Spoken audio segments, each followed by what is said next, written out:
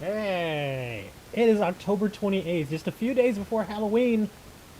I hope you guys are ready. It's going to be a wild Halloween. Or not. It could be just a regular Halloween, who knows. But yeah, it's Halloween, alright. Yeah. Anyway, so, how's it going, guys? What time is it? It's 10:02 a.m., man. I actually started on time today. Isn't that amazing? So how have y'all been? It's been a weird week. So, why is my music so loud? Hold on. I gotta check why my music is so loud. It should not be this loud. I'm talking about the music in the game. Yeah, why is it this loud? It shouldn't be this loud. I usually have it completely off. Where are my options? Let's see, music, sound. No. Yeah, background music should be really low. I guess we're gonna just turn it off. Okay. Save the settings. Yes. You just woke up? Well, it is a Saturday, and it's 10 o'clock in the morning, so yeah, makes sense to just be waking up here. But yeah, I don't know if you all saw in the news. I gotta turn down the volume here. It's a little loud. There.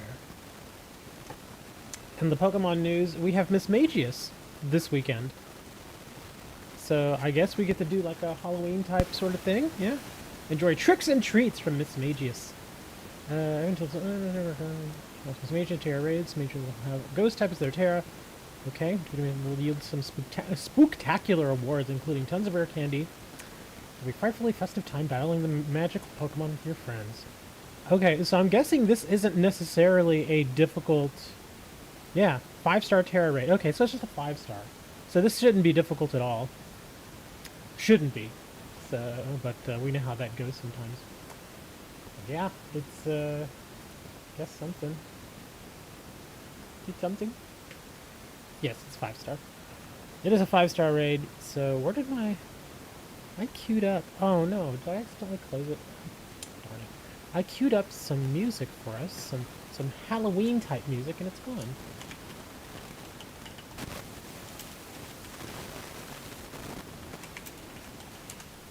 Where's our Halloween music? We have to have Halloween music. What did I do with it? I completely destroyed it. Okay, here we go. There we go, we got a little Halloween music going. That'll just be in the background, we'll keep that relatively low.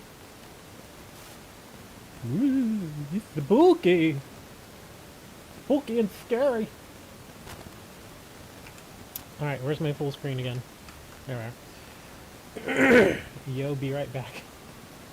Hello, Huffler. How you doing? So, what are you guys doing for Halloween, man? You know, of all years that I should dress up, this year might actually be it. Because down here in South Texas, even on Halloween, it tends to be not hot, but very humid. Like, very humid. Because for those of you who don't know, I live in South Texas. I live right on the coast. I am, no joke, like a 5-10 minute walk from the ocean.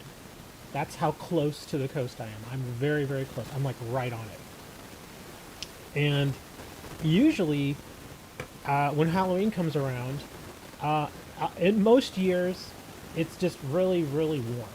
And it's really, really humid. So, people dress up, but it's not a fun experience. I remember the last time I dressed up for Halloween, I put on like this face makeup and stuff, and man, it was not a great experience. But only because it was so humid. If minus the humidity, it actually would have been fun. But with the humidity, you know, you've got like a coating of like moisture on your skin, and it feels sticky, and it just doesn't feel good. So yeah, that's why I just don't do it very much. But this year is going to be different because apparently Monday we're getting like an insane cold front. And it's supposed to be like a high of 55 here. Which, for some of you in the north, you're just like, 55, that's normal. Not here. Not here in South Texas. Not this early in the season. Usually it gets fairly mild during our fall time. So to get a high of 55 is pretty rare. And Halloween, it's supposed to be like a high of like 70. And it's supposed to rain a little bit or something like that. So, Yeah, it's if there was ever a time to dress up, I guess this year would be it. But you know, is it raining over there? Not right now. No, it's actually pretty sunny outside. It's warm today. Here, in fact, let me. I kind of want to look up what's my weather going to be like the next few days. November, it's supposed to be nice and cool, so that's going to be really good. All right, here we go. 10-day outlook. Today we have a high of 87, normal. Sunday we have a high of 86, and oh, they updated it. It looks like Monday, with rain, we're going to have a high of 53. Wow, that's actually kind of cold. Again, bear in mind, I'm in South Texas. That's cold for us, okay? So 53 and rain is kind of a... It's one of those days where you just kind of want to stay inside and sip on some, like, cocoa or something. Maybe put one of those throw blankets around you and just, like, I don't know, read a book or watch TV, that kind of stuff.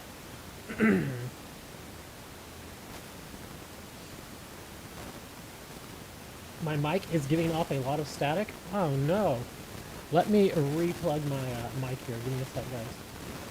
Hold on. Let me this is a headphone warning, guys. I'm gonna redo my mic. Give me a sec.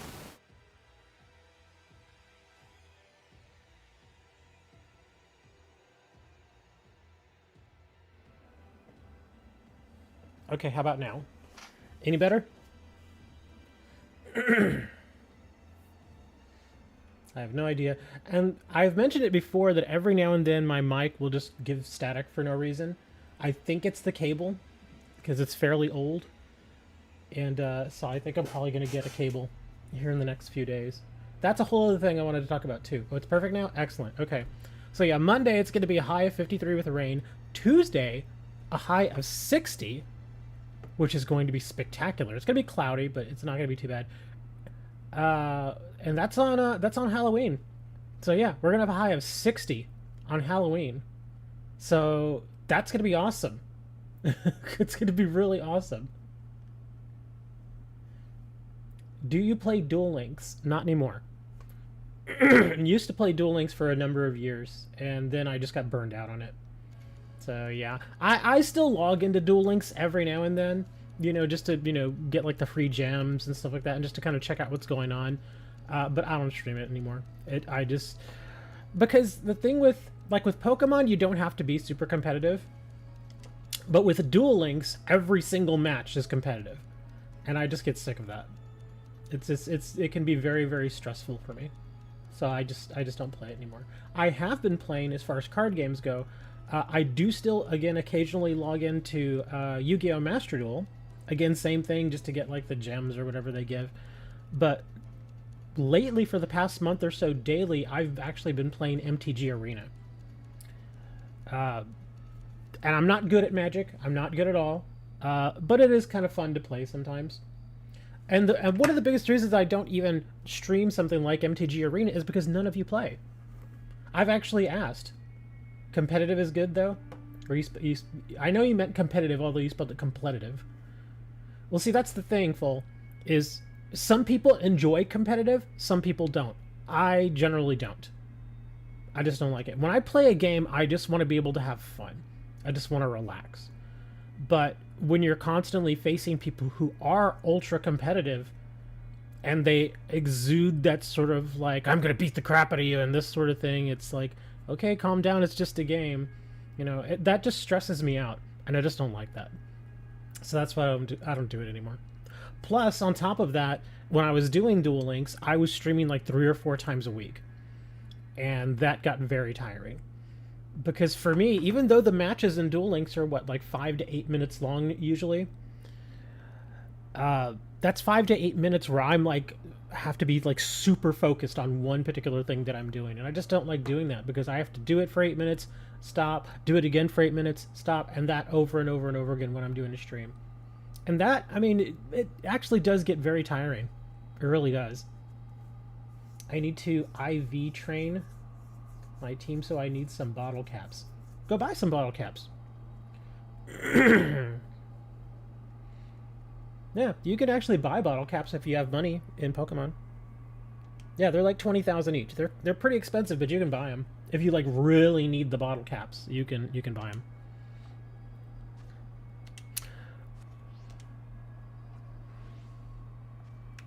Oh, there's the ghost. I was going to say, let's find a ghost. And I imagine this is going to be Mismagius, so we're going to head on over here. And let's say immediately jump in and do some Mismagius. And we'll get some rare candies and stuff, and then we'll probably go and do our 6 stars as well.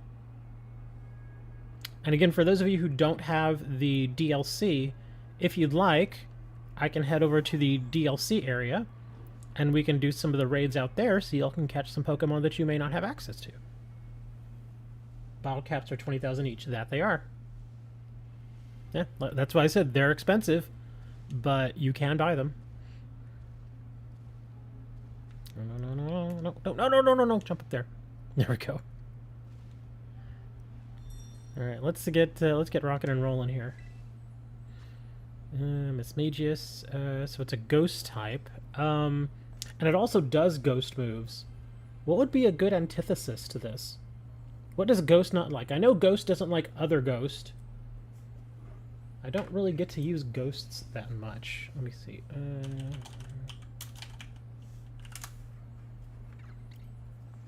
What does shiny Leafeon look like? It's, if I remember correctly, it's a slightly lighter or slightly darker version of the regular Leafeon.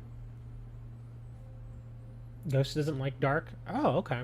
I knew dark was one of them. I just wanted to check if there are any others. Let's see. So ghost type is completely immune to normal, completely immune to fighting, but does not like other ghost and does not like dark. Okay, so dark would probably be the way to go here then. So I think I'm going to actually bring in my Darkrai, if I can remember where I put him.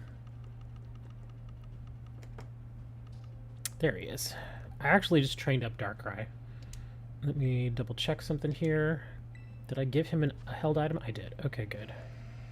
What does he got here? Snarl, Dark Pulse, Nasty Plot, and Shadow Ball.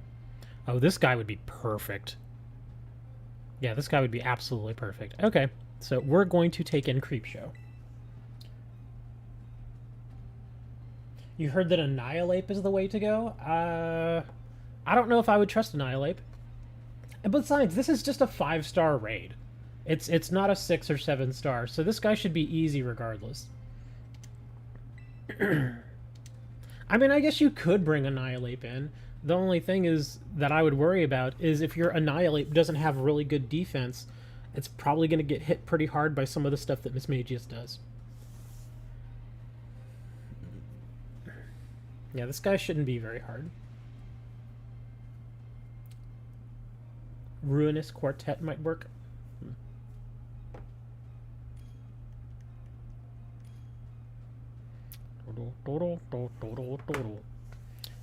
Yeah, you could also bring your Umbreon. Umbreon is dark. Yeah, bring your little Umbreon in here. It'd be alright. Trying to think of all the dark Pokemon. There's quite a few.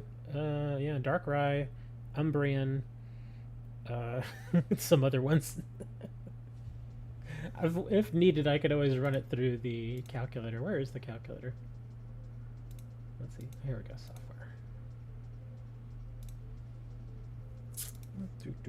Mismagius. Let's see. 5-star. Ghost. Just to give us some options here. Oh, wow. It says Houndoom is actually the best one. Yeah, in fact, Houndoom is rated 7, which I've never seen one rated that high. So yeah, apparently Houndoom is perfect for this. Incineroar is also up there. Greninja, Chi-Yu, Samurott, Crawdont. Let's see. Tyranitar. Heatran is... Oh, right. I was going to say, because I saw Heatran up here is also rated high for this, but that's only if it has the Flash Fire ability. But that makes sense. Oh yeah, and as expected, Umbreon's up there. Volcanion, Urshifu, Muck, Alolan Muck, that is. Scrafty, Mastiff, Overqwil, and Grimmsnarl. So those are the big ones. But yeah, Houndoom. I didn't even think about Houndoom. Every time I picture Houndoom, I always picture his fire stuff and not his dark stuff.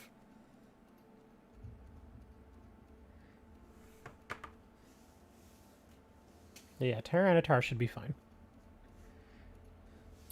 Come on, guys. We got 47 seconds.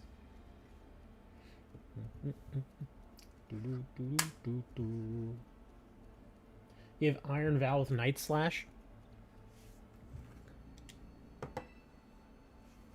Let's see, and he's a fighting and a fairy.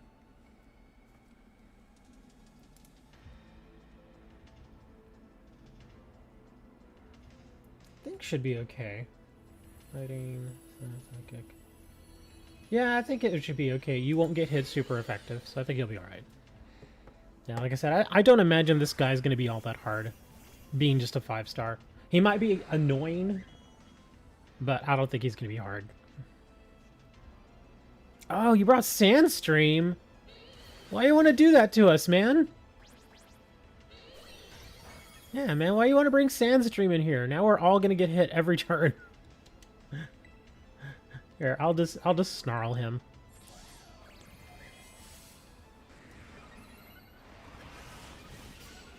Yeah, you don't even have to pump yourselves up, guys. You can just attack. This guy's getting... Yeah, he gets hit pretty hard. Oh, look at you over here lowering my special attack. What's wrong with you, man?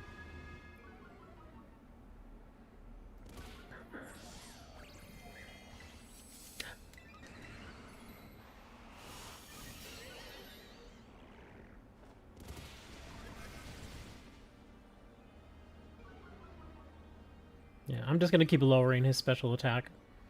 I'll do that over and over again. I'll play pseudo support here.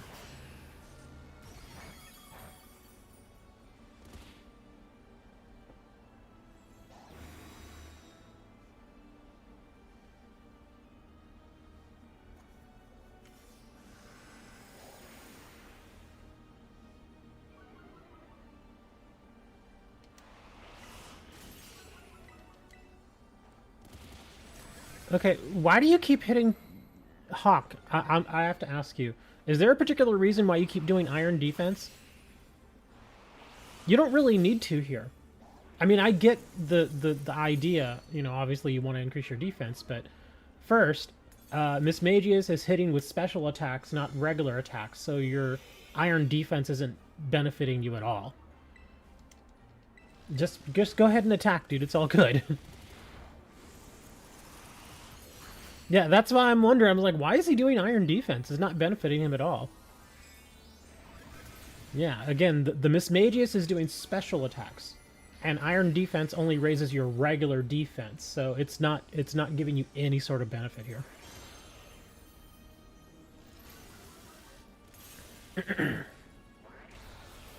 I mean, the match is over anyway, so it doesn't really matter. Yeah, see, that's what I was saying. This guy's not going to be that hard. Do you believe in ghosts? No.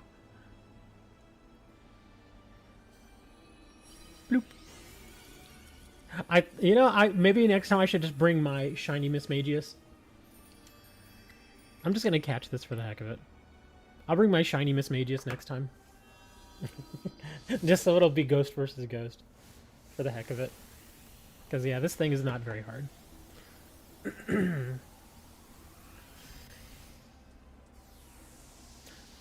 Oh, right. While I'm off trying to find our next opponent, I can give you all a little update on something that some of the newer people that have only been watching maybe the last 6 months may not be aware of. Oh, wow, that is a lot of rare candy. Look at that. 6 rare candies. Oh, 9 rare candies. 9 rare candies. Wow, that's actually pretty good, man. Lots of candies there. Yeah, if you need candies, then this is definitely pretty farmable here. Medium candies, large candies, XL candies, and rare candies. Wow. Ooh, what is this Halloween music, man? What is... Hold on, this got weird.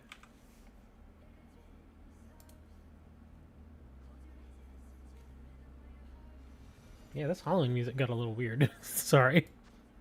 I did not expect to have, like, trip hop in here. So I was like, what is this? You should go to the Conjuring House, then. The Conjuring House. I've heard about that, The Conjuring. It's based on a true story. It's got Defiant, and it'll be a fast one-hit KO if Mismagius procs Icy Wind. Yeah, yeah, but I understand the point behind that, but this guy's not hard. So we don't really need to go for a one-hit kill. We can probably go in there with something kind of goofy. You can probably take like a Magikarp in there and probably still win as long as the rest of your team is fine. Okay. But yeah, that's what I was saying. It just seemed weird that, oh, get away from me, you dumb dog. It just seemed weird because you kept doing iron defense and he's doing special attacks. So I'm like, what is this guy doing? This is weird. All right, let's see. Let's see if we can do another one of these. Oh, look, there's one right over here. Well, I make my way over to this Mismagius. For those of you who have been watching or been in the Discord for a while, some of you all probably know. Years and years ago, I've talked about this some years ago, I used to do product reviews. And essentially, I was one of those people that, and I'm sure you all have heard about this. There are people out there that their whole thing is they are in contact with various companies, and those companies will send them a sample of their product. And then that person's job is to take the product, use it, mess around with it, do whatever they can with it, and then offer honest reviews or honest feedback. For a while, I was doing that about 10 years ago, and I would actually get some really cool free stuff. One thing I got here, and I've mentioned this before, my fan that I have here, it's one of those nice fancy stand-up fans that rotates 360 degrees and it's got a remote and stuff. I got that fan for free. It was one of my review items, and that was the whole thing, is that I would just get the fan or get whatever they were going to send me. I'd play with it, mess around with it, try to break it, and then I would do the review, and that was it. That was the whole thing. And I got to keep the fan. I got to keep whatever product they sent me. Hammer is giving out sponsorships, or he's doing a sponsorship for himself. Thank you, Hammer. Well, unfortunately, that whole review thing that we were doing, we had like a group of people that we would do the reviews with. That ended because there was an issue where some of the people within the group, and it was a very large group. This is not like, like 5-6 people. We're talking hundreds of people. There were a whole bunch of people within that group that were unfortunately taking money under the table, which you are not supposed to do. That is completely unethical.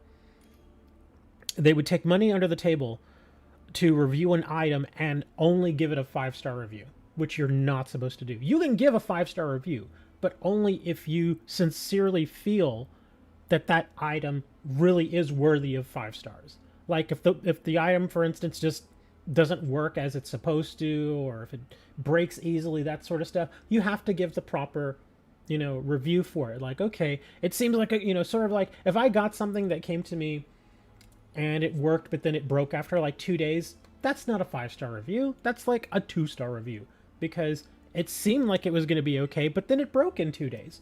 And who wants to buy an item that's going to break in 2 days? Obviously nobody.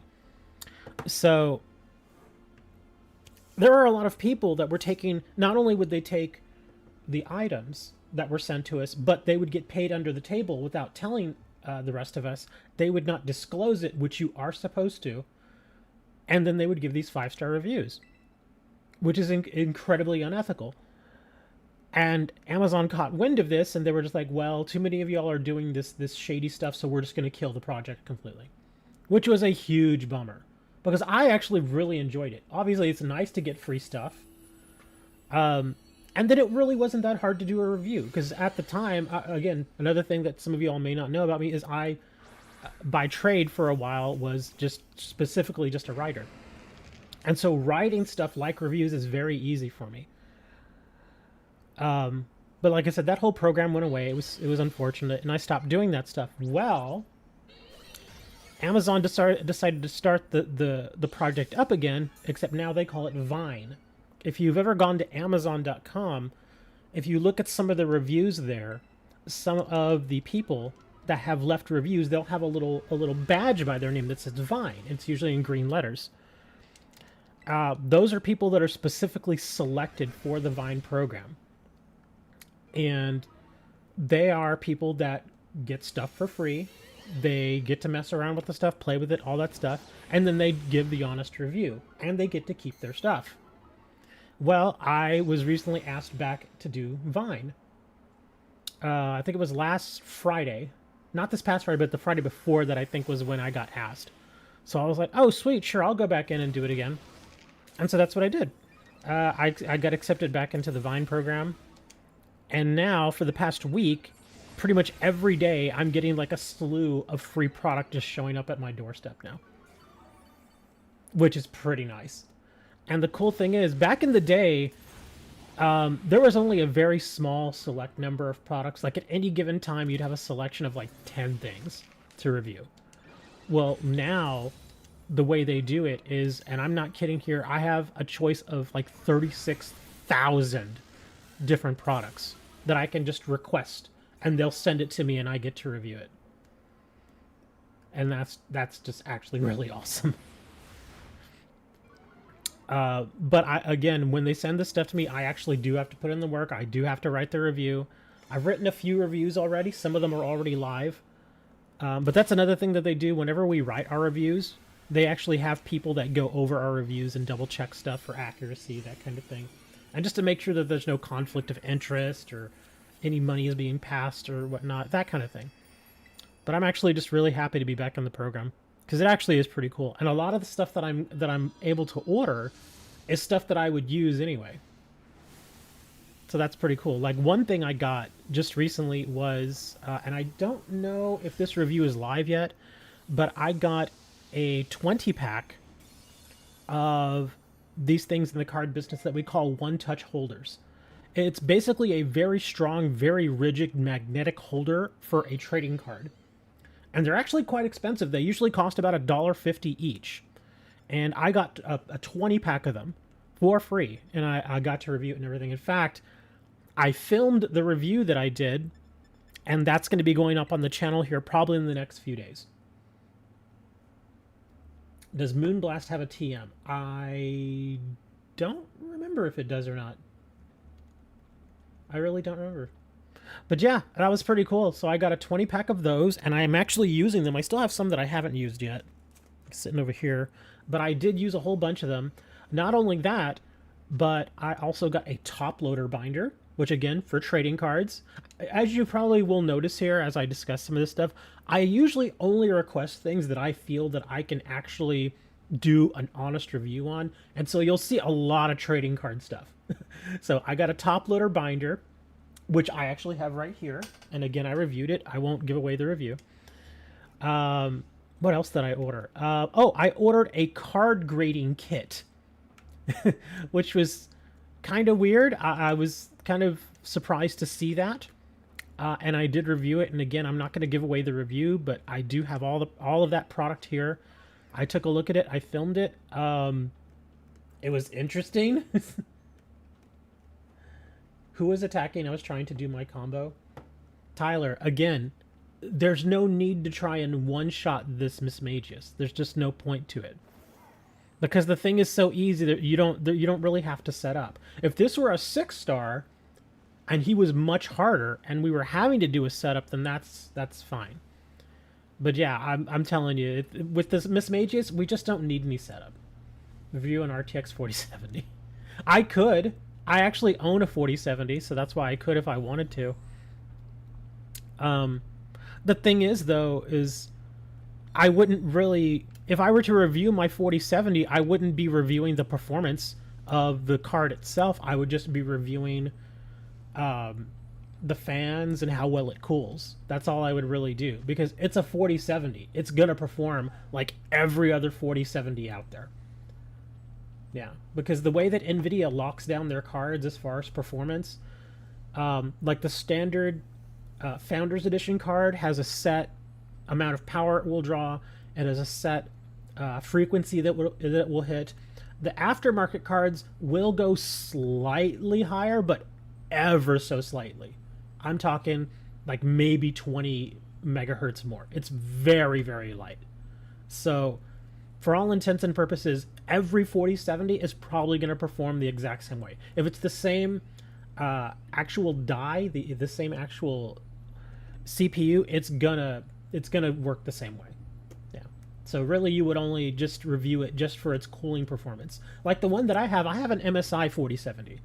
So I could review that for its cooling performance. The only thing is, I don't have any other comparative data, so I don't, I don't know how I would really compare it. Now, if I had like 3 or 4 4070s, then I could compare them all to each other, but I don't. So yeah, there's going to be a new 4070 coming out pretty soon. I'm annoyed. Okay, we have a 6-star Gyarados Dark. Let's see, what does Dark not like? Dark doesn't like fighting, right? Let's see, Gyarados. Oh, Gyarados also has a chance to give Mystica, so that's nice. Let's see, so we got a Dark. Best counter abilities would be Storm Drain, Water Absorb, Good as Gold, and Magic Bounce. Let's see.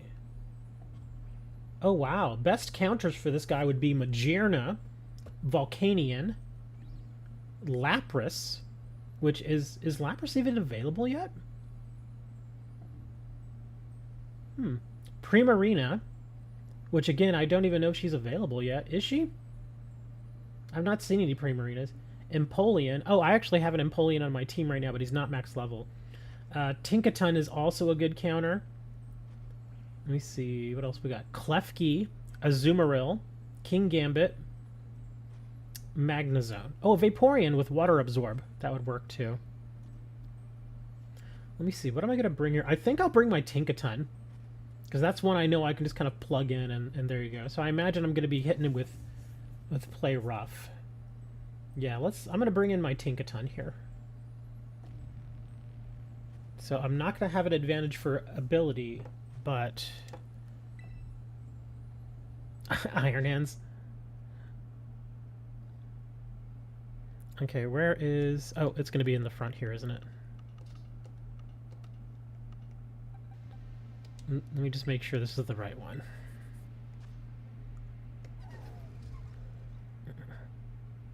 I'm not really crazy about the training I did on this thing. I need to change the training here. But I'll still use it. It's fine. It'll work. Let's see. Draining Cast, Player of Gigaton, Hammer, and Sword Dance. Okay. Yeah, now this one may require a little setup, so here you go. This is where you get to set up here. Water Absorb Polio Rats. Or Poliwrath. I was like, what are you talking about, Polio Rats? What in the... that right there is a pretty good... oh, what's the word I'm looking for? Autocorrect. That's a pretty good autocorrect.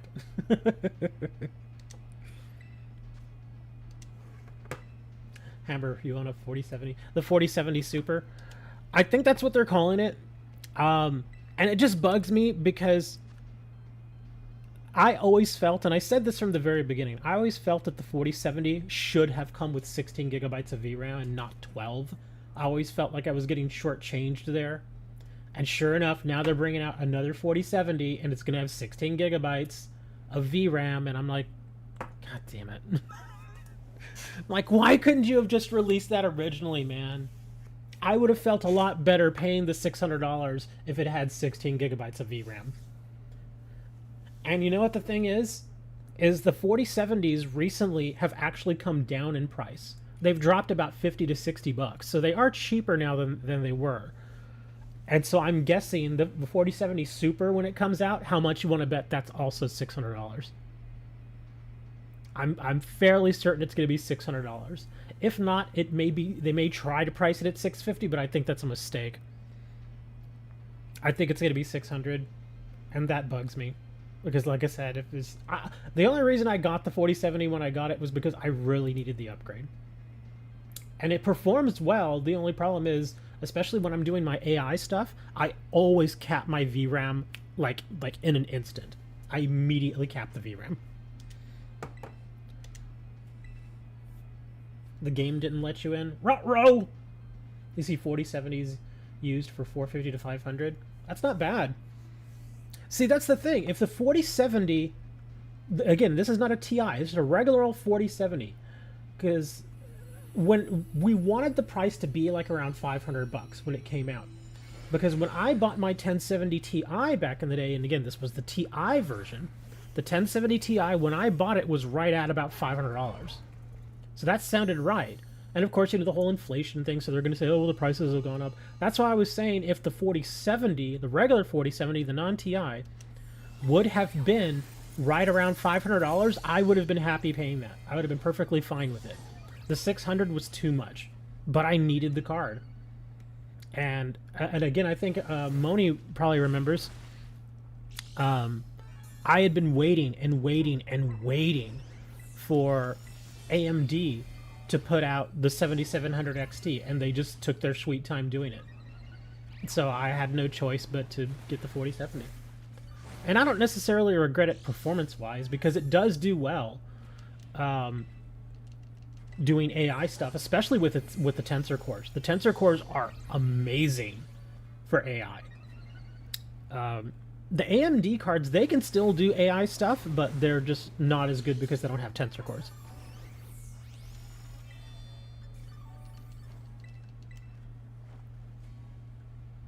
Yeah, I was waiting for... Oh my god, he avoided my attack. Really?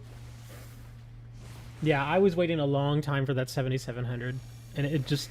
And the thing is, when it finally did come out, it was like months after I had already had the 4070. It was like 4 or 5 months after.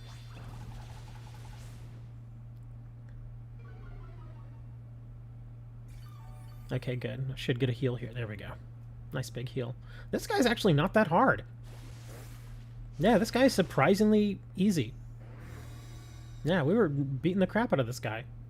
I think the shield is going to be a bit more of a pain, but yeah, we should be fine. Yeah, I waited way too long. I was, several times, I was tempted to just buy the 6750 XT, which is a good card. It's a very good card. But I was just like, I want to see, you know, because we were right on the edge of the new 7000 series coming out at the time. So that's all I was like, let me just wait, let me see what it offers. Because I didn't want to buy the 6750 only to then like a month later that card come out and it'd have like a 20% performance increase.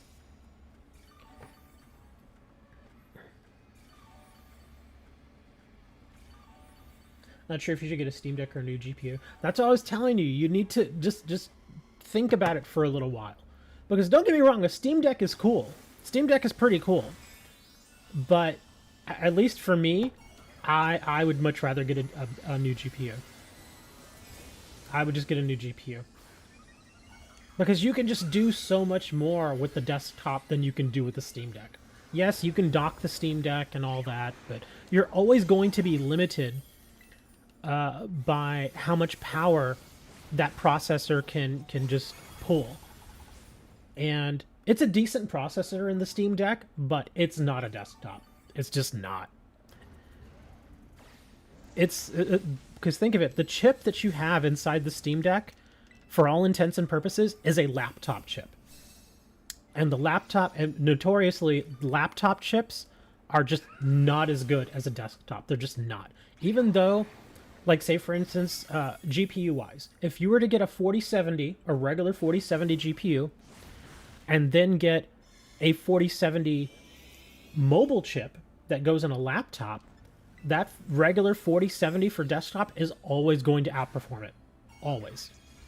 Because it can draw more power, it can cool itself more efficiently, it's just better. That's why they note the 4070 mobile chips as mobile, because they're just never going to be as good. In some cases, you could see a 10 to 20% uplift if you go with a desktop GPU. You feel like the Steam Deck will age faster than the GPU. That's actually true. And plus, you also have to think about upgradability. With the Steam Deck, you can't upgrade it. You can upgrade certain things, like you can upgrade like the SSD, but you can't upgrade the processor, you can't upgrade the GPU, you can't upgrade the RAM. You can't upgrade any of that stuff. That's why I would always go desktop. If you could actually do that stuff with the Steam Deck, that would be incredible. I'd be like, yes, go ahead and do the Steam Deck because you can upgrade all that. But you can't. Hey, look at that. We got a spicy. Da, da, da, da.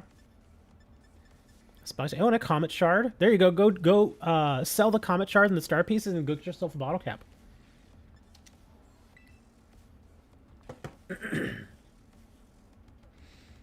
Yeah. I don't know if you're asking me, Hammer, or if you're just kind of like putting feelers out there just to kind of get an idea of what we think. I personally would go for a new GPU. I really would. Do keep in mind though, before you buy that GPU, just make sure your power supply can handle it. Guess who didn't get in that raid? No. Well, it's okay. It was only a spicy. It wasn't a. It wasn't a bottle cap. I've always just preferred desktop because they're always going to be more powerful. You can always do more with them, and their upgradability is always going to be superior to something like a laptop or a Steam Deck, or even that. What is that new gaming console that's out there? The ROG Ally. ROG Ally, again, the upgraded higher tier one is actually a pretty good unit, but same thing as the Steam Deck. The upgradability is so limited. You have 13 spices. You notice that now? No, I noticed it before. Because you had mentioned before that you weren't able to get in. Sorry. I'm sorry you couldn't get in, buddy. But hey, we got another one coming up right here, so let's see if we can get you in this one. Oh, this is going to be a poison boy. So this one might be interesting. I may have to bust out the horse here. Let's see what this is. Oh, crap. I didn't mean to run into the tandem house. All right, Empoleon. Kill it. Blank. Level 12 tandem house. But yeah, I think the upgradability of a desktop is just far superior. Yeah, you can't just drag the desktop around with you anywhere you want, but... Oh, this guy actually might be a little hard. He's a Poliwrath, so he does water and fighting moves, but he's a Poison Terra type. Because my go-to would be a ground type, but if he's going to be doing water moves, that's not going to work. Let me see. Let's see, Poliwrath.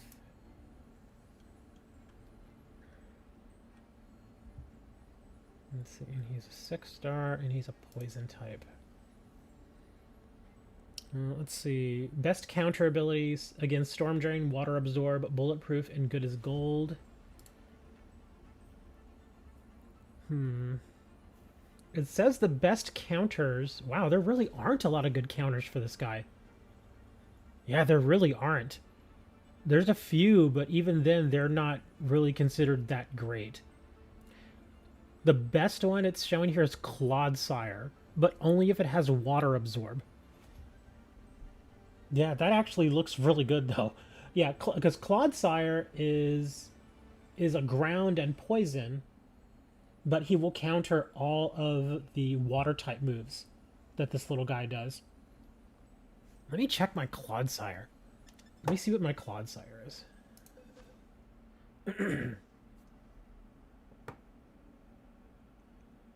You also like the portability of the Steam Deck?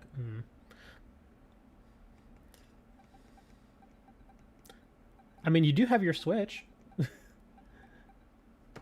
Could always just take your Switch with you. I know a Switch is not exactly a Steam Deck, but it's something. Oh, yeah, the GeForce Now. I forgot that was even a thing.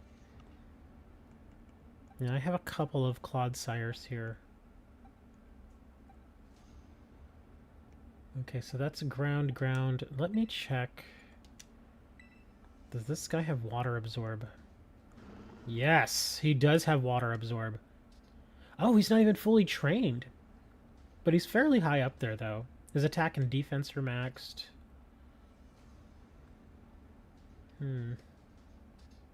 This guy would definitely live, and I could just keep hitting Earthquake. I may have to tailor this guy a little bit more. Okay, so just for you guys that are looking to get into the raid, the other options besides Clodsire with Water Absorb, I have listed here are Giratina, Calyrex, Hoopa, Iron Leaves. Let's see what else is there. Articuno, Slowking, Screamtail, Hatterene, Executor, Sinestia, Rabska, and Monkey Dory. Those are the top ones. Gardevoir is also on here. Okay. But yeah, those are the top ones, though. I think the ones that you guys are most likely to have are probably going to be the Gardevoir, the Hatterene, the Screamtail, the Slowking, and the Iron Leaves. If you happen to have a Giratina, it looks like that's actually pretty good here, too. I'm going to try to go for Clodsire. Let me do a little bit with my Clodsire here real quick, and then we will get rocking and rolling on this. You're bringing Gastrodon? Oh, that's right. Does Gastrodon have any ground moves? I think it does have like 1 or 2 ground moves. Yeah, because there's my Gastrodon. Or one of my Gastrodons. I have a ton of them.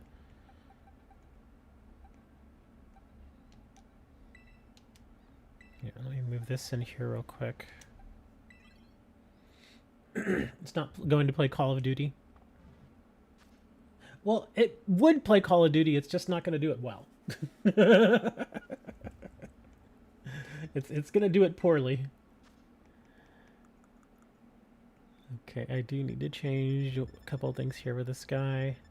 We're going to go with an Adamant Mint.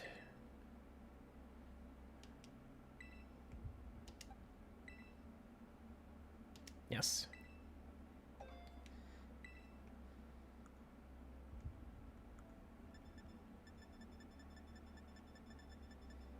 I forgot to check something. Nor can you mod Skyrim on your Switch. That's true.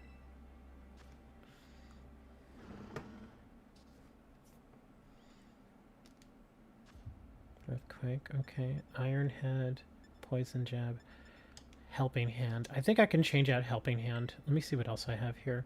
Toxic Megahorn, Yawn, Slam. That lowers speed. Tail Whip, Toxic Spikes, Amnesia.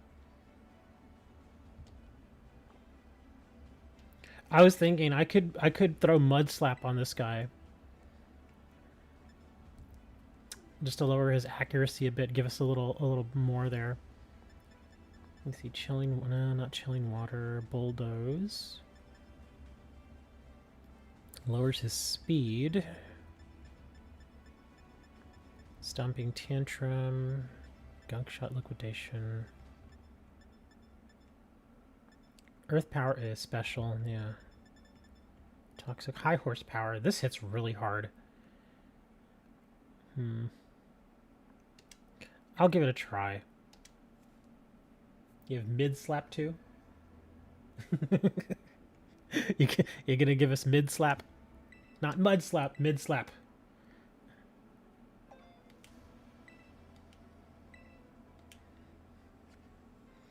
Okay, so, oh, I could still max his attack here. Let me grab some thingies. I'm calling it Mid Slap now, buddy. Sorry, it's Mid Slap from here on out.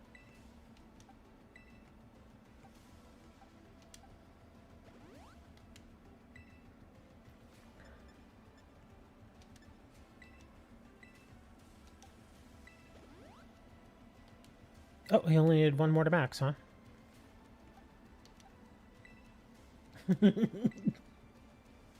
Is it worth it to get a Switch nowadays? It's hard to say, because sometime next year, we don't know exactly when, but we are going to get the newer console from Nintendo. If you can get a Switch, like a used one, at a really discounted price, I would say sure, go for it. I wouldn't buy one new, though, because it's already near the end of its life cycle. And I would say get it because And again, only get it used and only get it at a very discounted price, because there are still some really good games on the Switch. I mean, the Switch isn't going to just go away, you know, when the next console comes out. There will still be plenty of people playing on Switch. It's just that everybody will want to be going to the new console. So you got to think, do you want to drop, you know, $200, $300 right now on a console when the new console is getting ready to come out here in less than a year? You have to kind of consider that. But the good thing about buying the Switch is that it has been around a while, which means that the library of games is massive at this point. So, yeah, if you get a Switch, you have a huge selection of games that you can play. And I know most people only buy the Nintendo Switch just for the first-party stuff, like the Pokemon games or the Mario games or the Zelda games. But even then, like the Zelda games I hear are excellent. Some of the Mario games are very fun. Obviously, the Pokemon games are, well, Pokemon games. So, yeah. Depends on what you want to do. And how many Pokemon games have we had? And I mean just like these types of Pokemon games, not like Pokemon Unite or anything like that. We've had, what, like 4 Pokemon games? On this one, we had Sword and Shield, we had BDSP, we had Arceus, and then we had this one. So yeah, we've had 4 regular Pokemon games. Again, that's not including... Actually, wait. What about the Let's Go Pokemon? Do they play like this? I've never played one of them. So I don't really know how that works. I've never played the Let's Go Pokemon Eevee edition or the Pikachu edition. I thought about getting one, but it bugged me that that game, being so old, is still $60. I don't want to pay $60 for that game. I just don't. Here we go, guys. We're heading in. Be prepared. This is going to be a tough fight. Yeah, this will be a tough fight. If you've not actually thought about who you're actually going to bring, then don't join, because this will be a tough fight. If I see anybody bring in a ground type that doesn't have water absorb, I'm going to immediately tell you to leave. You don't like Zelda or Mario?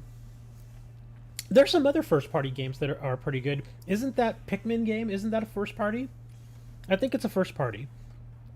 Yeah, there's some other stuff in there too that are first-party games. Mid-slap. Yeah, I've heard Tears of the Kingdom. It's weird for me. I played the original Legend of Zelda way back in the day, and since then, I've not really gotten into any other Zelda games. Even the ones that came right after the first Zelda game, I just couldn't get into them. But the first Zelda game, I can actually go back to that game and play it and still enjoy it. Even though it is, obviously, by today's standards, very dated. You know, it's very old. The graphics look awful. You know, that sort of thing. Again, compared to today. But the original Legend of Zelda is still just excellent. Excellent game. Some people would say that Mario 3 is the best game that came out on the NES. No way. I would say Legend of Zelda. That game is just so good and so fun. So many hours put into that game. And again, this was before the internet, man. You couldn't just look up solutions. It was not easy. You actually had to go and talk to your friends at school and stuff. And be like, hey dude, I'm stuck on like the 7th dungeon of Legend of Zelda. I can't get through it. What do I do? You have to go talk to your friends and see if they figured it out. And, you know, I remember hand drawing maps. Yeah, we used to hand draw maps of the various dungeons. Because again, there was no internet or anything. Wow, did somebody already die? I think somebody already... Ooh, wow, DJ, what happened? Nintendo Power had the answers, but not everybody could afford Nintendo Power back in the day. I sure as heck couldn't. Now that you mention that, I do remember having that one friend in school that would always talk about, oh, I have Nintendo Power. And we're like, dude, we can't afford that. Because like the main people that I would play Nintendo with it was me, my friend Robert, my friend George, and both of them lived just like down the street. So they would come over, or I would go over there. And we would just kind of, you know, rack our brains as to what we would have to do next on a certain game. It was actually pretty fun. And then I remember finally getting to the final dungeon and fighting Ganon. Oh, that was... I don't know if you've ever felt that, but I mean, maybe when as a kid this happens more often. It doesn't really happen for me now, but I remember being like maybe like 12. Was it 12 now? Maybe 10. I don't remember my exact age. I just remember getting the first time that I fought Ganon, the final boss in Legend of Zelda. My heart was beating out of my chest. I was like, oh my god, it's Ganon. Can I win? Can I win? Just freaking out like, oh my god, don't let me die. It was so amazing.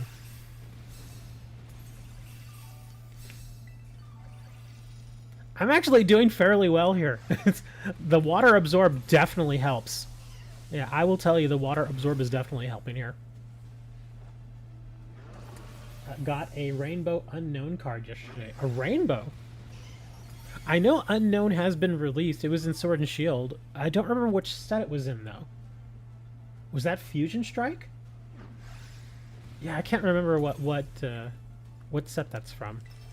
I did pull a couple of Unknowns, but they were the regular ones. I never got the rainbow version.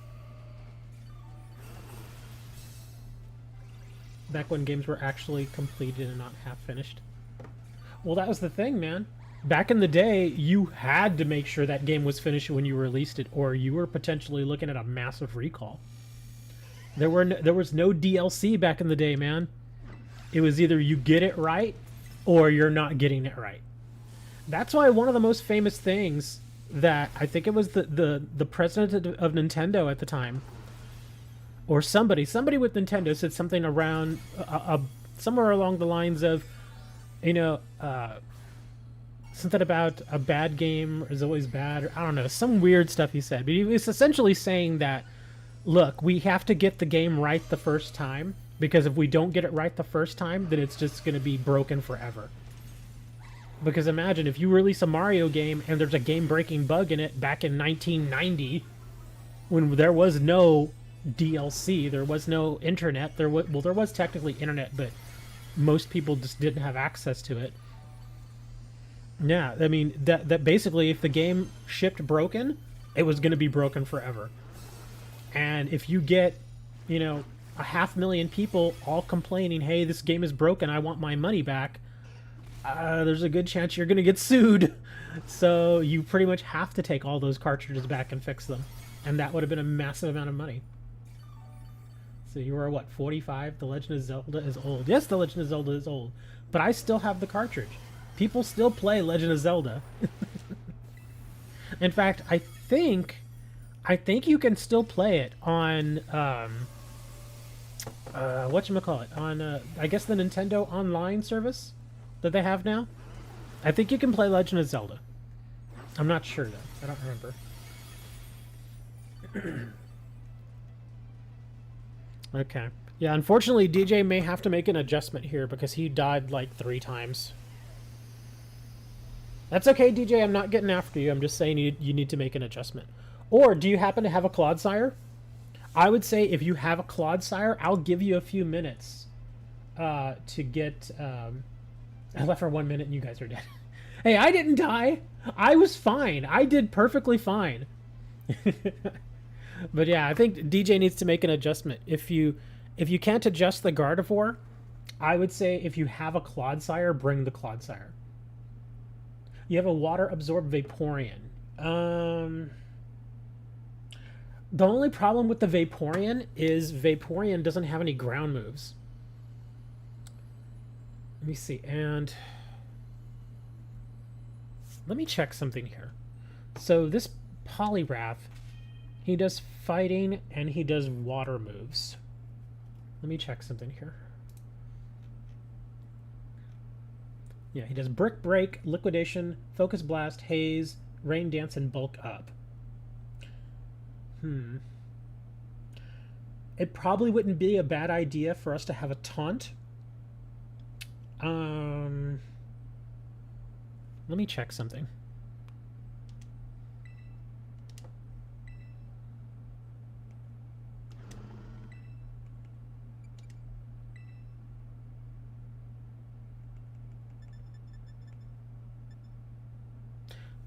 You know what your Vaporeon could do?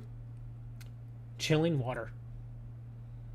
That would actually really help. If you could get your Vaporeon to bring a taunt and chilling water with your water absorb ability, it could be pretty darn effective. Yeah, because that chilling water will help the entire team, as will the taunt. Yeah, if you want to try and get chilling water on your Vaporeon, that would probably be a really good option. And why did my music stop? Where's my music? Why is it not on? Yes, continue. Awesome. Do the chilling water. I'll give you a couple minutes to get that all settled up, and then we'll jump back in again. Yeah, chilling water would be very helpful. Let me see if I can adjust anything on my guy here. Well, no, I'm all defense and attack. Okay.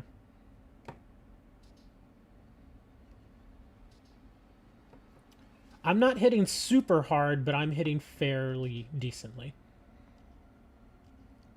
Let me, again, while you're doing that, let me see if there's anything else I can bring that might help here. Again, I could do Mud Slap, but somebody said they were already bringing Mud Slap. Protect, Water Pulse, Low Kick.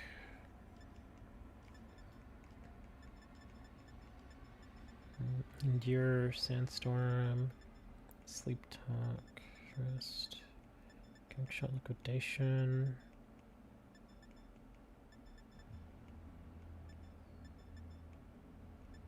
Haze. Eliminates stat changes. Check something here. Oh, he already does haze. Since this Poliwrath does haze, probably not a great idea to try and pump yourself up, because he's just going to haze and it's going to eliminate all of it. So probably wouldn't want to do that.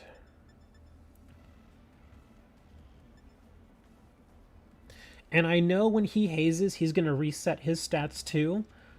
But if you are basically using the chilling water every single turn, that's basically going to show that he's going to be at lower attack almost all the time. So yeah, as long as you just spam that chilling water, should be fine. Stomping Tantrum, okay. Yeah, I think this is about as good as it's going to get for me. Other than maybe doing the Mud Shot. I'll bring it just in case. I'll go ahead and put it on, because I'm not using the Iron Head or the Poison Jab anyway, so I'll just put it on here. Nothing wrong with having a second person doing it. Okay. He has Mud Slap?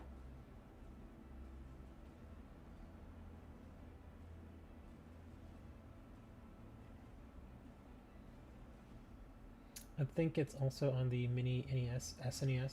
It may be. You need time to get ready. Vaporeon can't learn Taunt. Chilling Water I can do. Okay. So no Taunt there.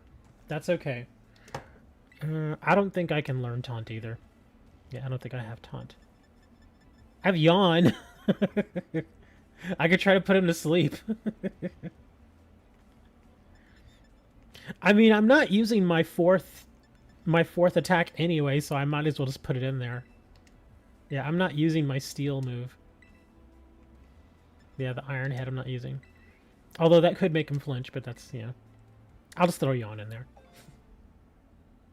Vaporeon's ready to go? Okay. Are we all ready? Anybody need a minute? I would like to try and get back the exact same team we had, because we were doing fairly well. I mean, yeah, as long as we can eliminate the deaths, we'll be fine. Obviously. But everything else seemed to be doing okay.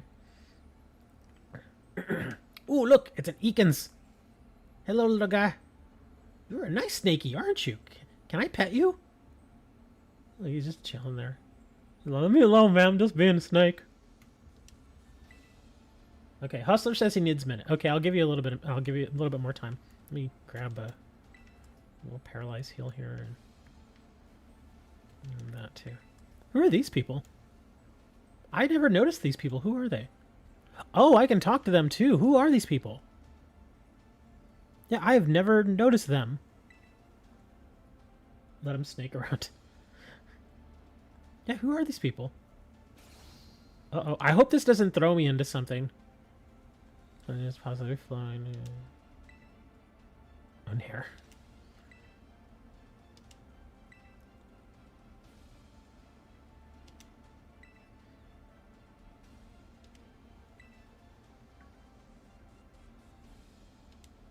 A commoner? Really? And what are you?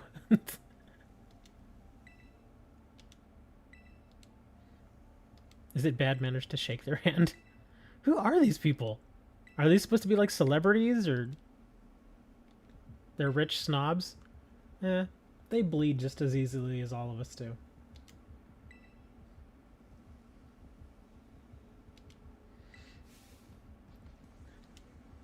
Oh no, she's gonna make me fight her. Oh crap, I didn't realize it was gonna throw me into a fight. Well, this should give you plenty of time then, because I have to fight these people now. Or maybe not. Okay, never mind. Okay. So it let me back out. Okay, good. Alright, are we good to go?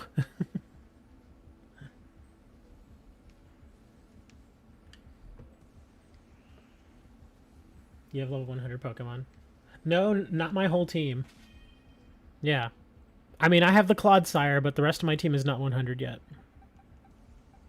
And even then, I noticed my little Ferret and the Diplin aren't as strong as I feel they should be. The Komodo is really strong, though. I actually like him. You're all ready? Okay, here we go. Doo-doo-doo-doo-doo-doo.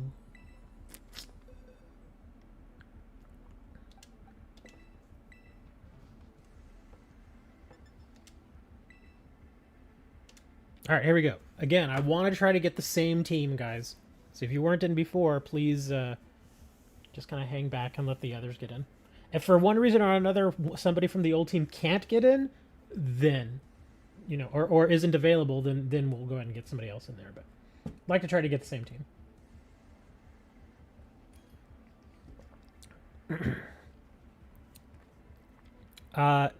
Dirt, were you on the team last time? I don't remember seeing Dirt in here.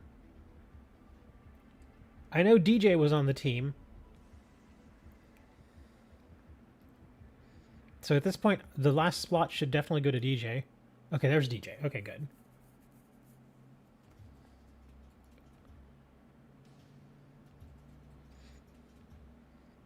Well, that's running almost all Clodsires. We should be fine then. And I imagine we all have Water Absorb. So all of his water moves are going to be useless.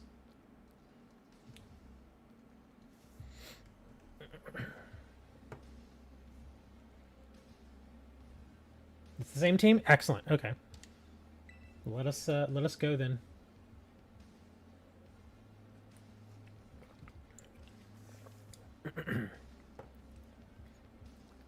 If there's anybody that's not on the team that actually wants this Poliwrath, I will trade it. I'll catch it and I'll trade it to you. No problem. No need to worry about offering me anything in return, or anything exceptional, just like a throwaway Pokemon or something. And after this, we'll go do a couple more Mismagiuses.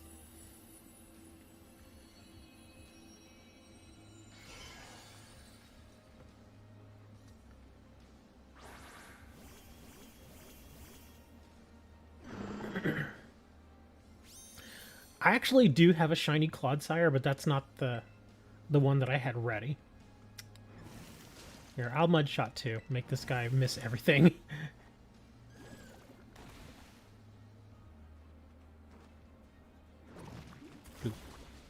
Yeah, his accuracy should be absolute poop at this point.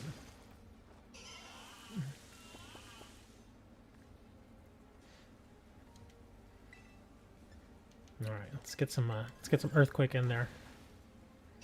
Oh, let's see. There's his Haze. I knew he was going to do that. See, all the stat changes were eliminated, so we have to keep doing it. He's going to do Haze every now and then.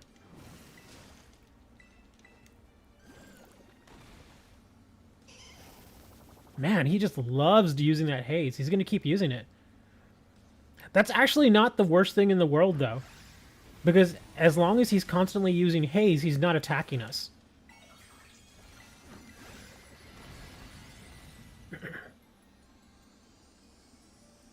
And even when he does attack us, the water absorb kicks in.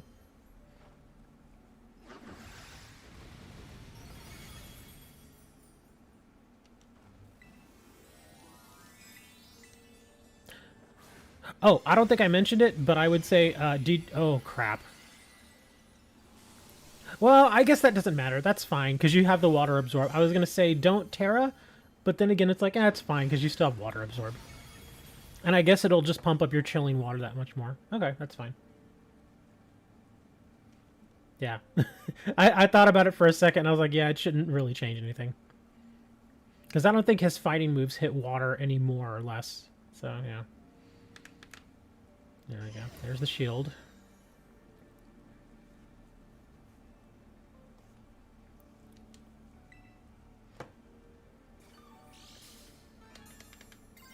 There we go. It didn't want to turn on my terrestrial eyes for a second. There we go.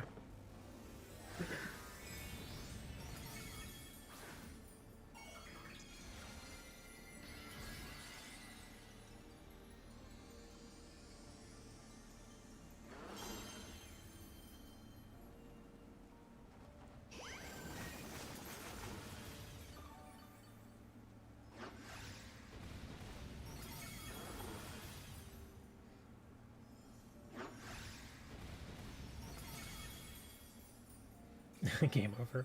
Why aren't you working, Dre? Why aren't you delivering my packages? And I can say that because I've been getting just boatloads of packages from Amazon lately. You weren't here when I was talking about it earlier, but I was telling everybody how I was in the Vine program now. Yeah, Vine program is the reviewers program for Amazon.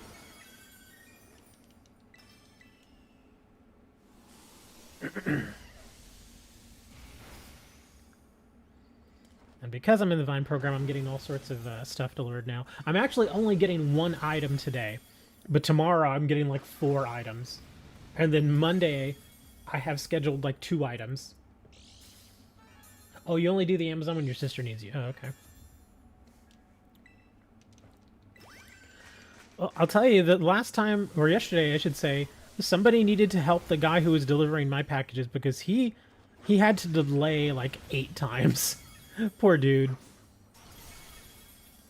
Yeah, because initially my package was supposed to arrive at noon, and then it got delayed to 1, and then it got delayed to 2. By the time it finally got here, it was almost 5 o'clock. So he had to keep delaying and over and over and over again. Poor guy.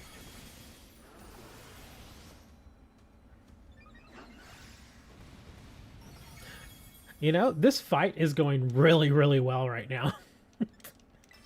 Yeah, this is like the perfect team. This is an excellent team. At least for this fight. Yeah, this is a perfect team for this fight. Yeah, each of us alone doesn't do a ton of damage, but collectively we're just able to keep him under control.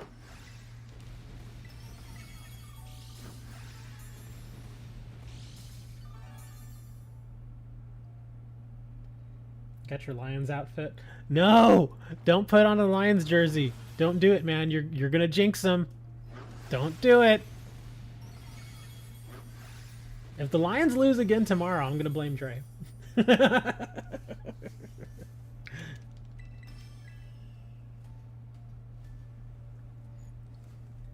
Who are the Lions playing tomorrow? I didn't even look.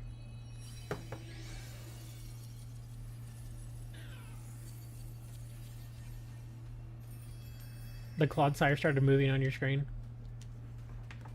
Yeah, they'll do that sometimes where they crawl around a little bit, or they'll turn around, they'll turn themselves around. Occasionally they do that.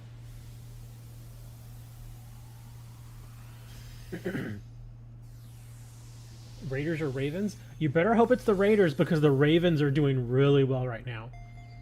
They're doing really well right now. You do not want to face the Ravens. Wow, look at that! A sour, a bitter, and a sweet. That was worth it. Let's see. Health feathers, nuggets, lots of slime. More health feathers, a mushroom. Wow, that was actually pretty good rewards, man. I wouldn't have minded a bottle cap instead, but yeah, that works. Pretty nice. Alright guys, I am going to take a short break. I gotta go to the bathroom. I want to get a drink and stuff. Give me about a minute and a half or so, and I'll be right back, okay? It's about a minute and a half, 90 seconds.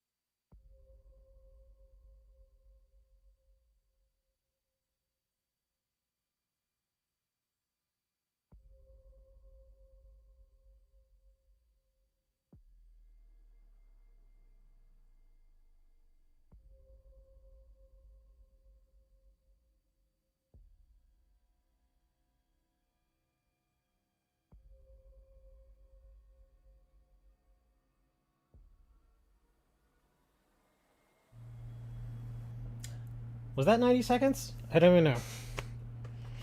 Alright, so, did anybody want this Polyrath? Anybody need it? I imagine his stats are actually pretty good. Let's take a look at his stats. He's going to be way back here. Wow, his stats actually are pretty good. He's got 5 bests. And then his defense is pretty good. So yeah, you wouldn't even have to use very many... You wouldn't have to train him up that much as far as hyper training goes. Let me see what... Brick Break, Liquidation, Focus Blast, and Haze. That's actually not terrible. Swift Swim. Boosts the Pokemon's speed stat and rain. I'm not crazy about Swift Swim, but other than that, his stats are actually pretty good. Yeah, did anybody want him? Trade him to Hammer. I don't know if Hammer's still here. Is he still here? I know sometimes he has to kind of just head off. But, yeah. That's a pretty good Polyrath. Let me check this Gyarados, too. Oh, wow. He's also got 5 best stats. Yeah, he's pretty good as well. Let me see. What do you got? Moxie. I'm not crazy about Moxie. I'm really not.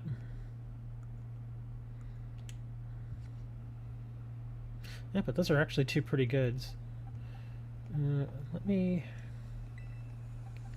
move these over to the trade box. Got a few others here that are stuck in trade. Yeah, I've got a ton of stuff in the trade box. Did anybody still need a Grookey? Or did somebody still need a Turtwig? I forget who it was. I think was it you, DJ, that was asking for a Turtwig, and I keep forgetting to trade it to you? It was either you or Hi. But yeah, I still have Turtwigs, if you actually still need it.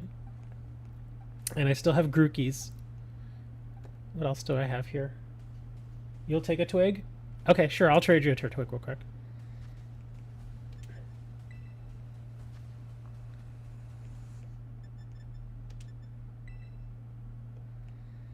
All right, my link code is going to be 452211. There we go, 452211.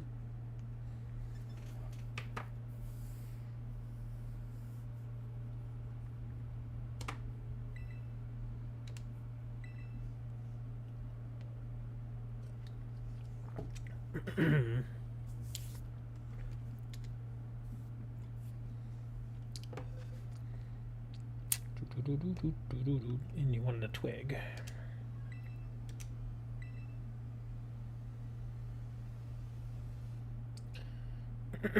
Speaking of review things, the one item I have arriving today is a deck box for trading cards. So I'm actually kind of excited to see it. It's one of those deck boxes with the various different compartments. Uh-oh, we're gonna try this again.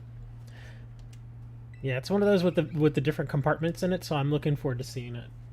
I've actually never had one of those deck boxes. I've never had any reason to... What is going on? Why are we getting errors? There it goes.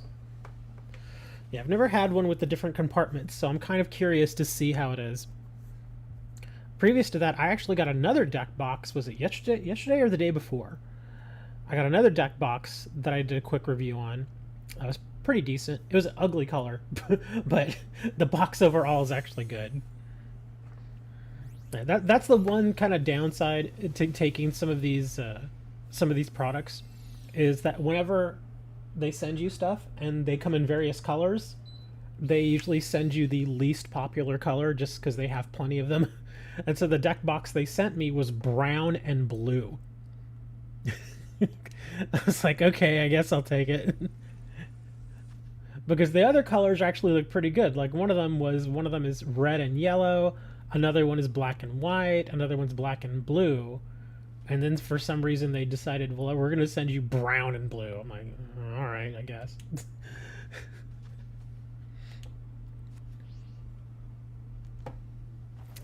All right, let's head over. Let me go look at this one real quick. Let's see what's over here.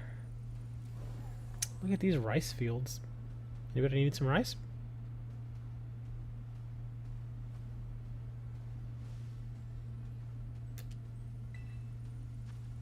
Oh, wow, it's actually a 5-star. Okay. And this is one of those vulture thingies. I forget what they're called. But it's a vulture thing. Let's see, it's a fighting type. And it's a vulture boy. I think he's flying in dark. So, flying in dark moves. Doing fighting. I think... Let me see. Flying in dark. Where's the calculator? Mandibuzz. This is what that's called, right? Mandibuzz? Oh, and this guy gives out Mysticas as well. So if you're looking for Mysticas, that might be something you want to join in. Let's see. He does a lot of dark moves. Dark Pulse, Foul Play, Taunt, Nasty Plot. He does have Toxic, and he also has Rock Tomb. Best counters, it says, is Iron Valiant.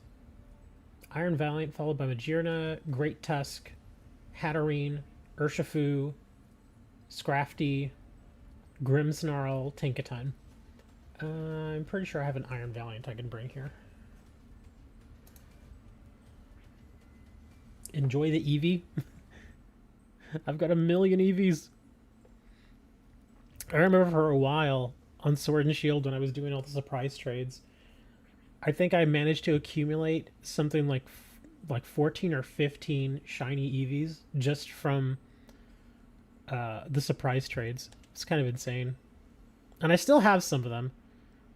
I figured it's like, well, the shinies, might as well do something with them. What was I going to bring here? Oh yeah, Iron Valiant.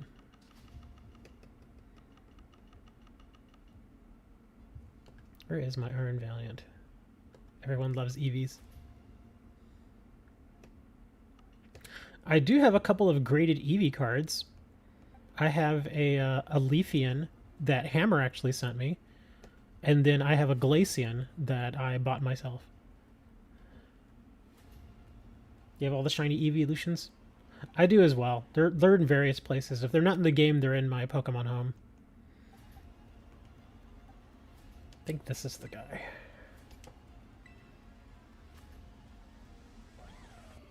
The only thing about this guy is he tears into fighting. I don't think this fight will be very long, so I think just bringing Spirit Break should be fine. Is Sylveon shiny? Sylveon shiny actually does look really good. The Leafeon's a little plain Jane. The Espeon looks insane because it's like a lime Joker green. The Vaporeon looks pretty good too because it's purple. It's violet.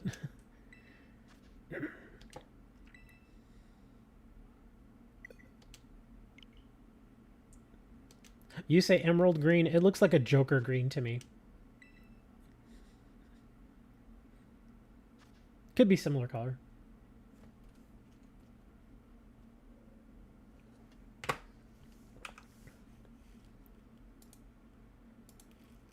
Oh wow, is that it? The mix is over? No, that mix was not very long.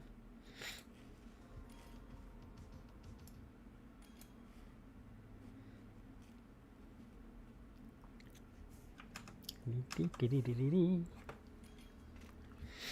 bringing Derpnatus? Oh, you're bringing your Valiant too. The holy dog evolution. It's not a dog though. That's why everybody's always confused about what Eevee is. Is it a dog? Is it a cat? Is it a fox? Because some of the evolutions have flat faces. And I know some dogs have mostly flat faces, but they're not flat. They're not truly flat. And the only reason why some of those dogs have flat faces like that is because we bred them to have that.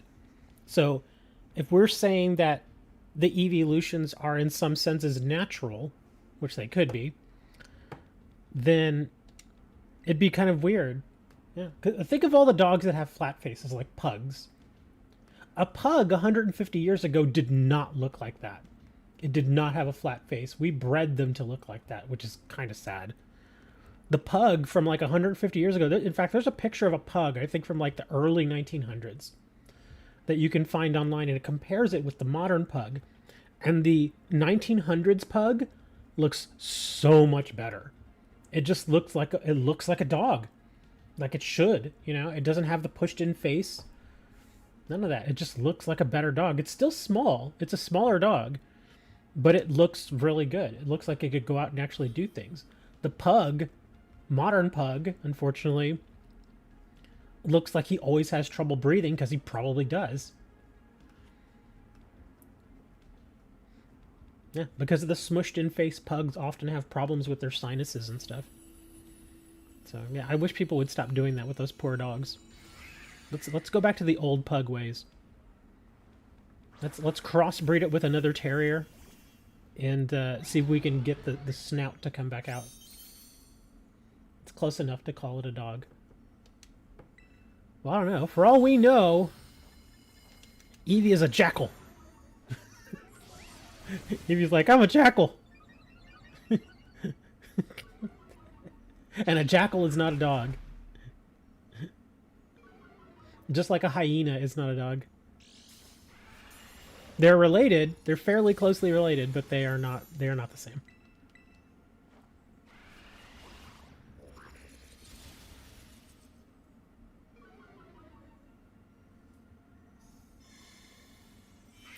That's why I only used one sword dance, because I knew he was going to do that early.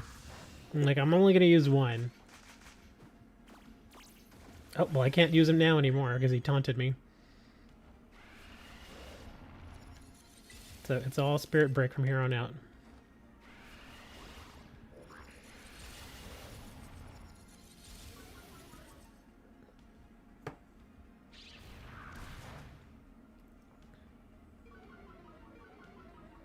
He's lowering our speed.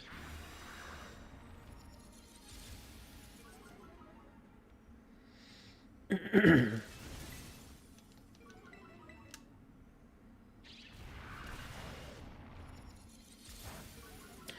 cool thing is today, if I want to, I can actually go out to eat. Like, actually go to a sit-down restaurant and eat. A couple of days ago, I didn't even know, but a few days ago, my mom sent me money to one of my bank accounts. And I didn't know, and then I talked to her yesterday, and she was like, "Oh yeah, I sent you money." I was like, "Really? Why?" And she's like, "Cause I wanted to." I was like, "Oh, okay." I went and I looked, and she sent me $50. She's like, "Yeah, I just wanted to send you some money." I was like, "Oh, okay, well, thank you." So she sent me $50. Um, and she was like, "Yeah, just just go in and eat at a decent place. Don't go to like Taco Bell or something." Go and sit like at a sit down restaurant, and there you go. That's where you can spend your $50. So I could go eat. I don't know where I would want to go eat though. I'm not particularly hungry either. I actually had breakfast today, so I may not even go out to eat. I could just save that $50 for something else. I could buy more postage. I actually need more postage. Yes, $50 of postage. Every month I spend between $200 and $400 on postage. That's not even a joke. That's actually true. Yep. Got to send out stuff for the card store, man. Yeah. Card store just, loves postage. I guess I'll get this man to buzz.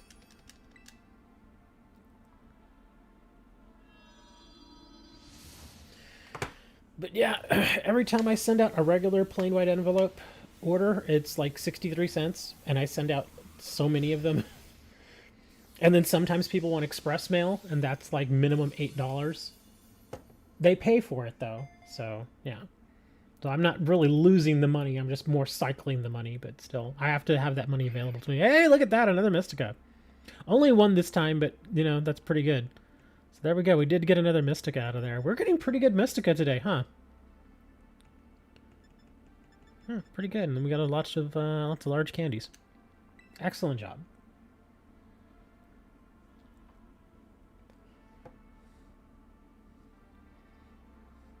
Do y'all want to do another Mismagius for more candies, or do you want me to go look for more 5 stars? I'm going to go look for more 5 stars. You need to go in an hour, so can do my 6 stars. What are your 6 stars? If it's another Annihilate, I'm going to have to probably be like, eh. I mean, I would want to try the Annihilate, but again, as we discovered last week, it really is about the team you bring to Annihilate. If you don't have the right team, it's just not going to work. One is Gudra. Okay, so Gudra is generally, what, a dragon type? What is the Terra type for the Gudra? Let's see, let's check out this fairy type.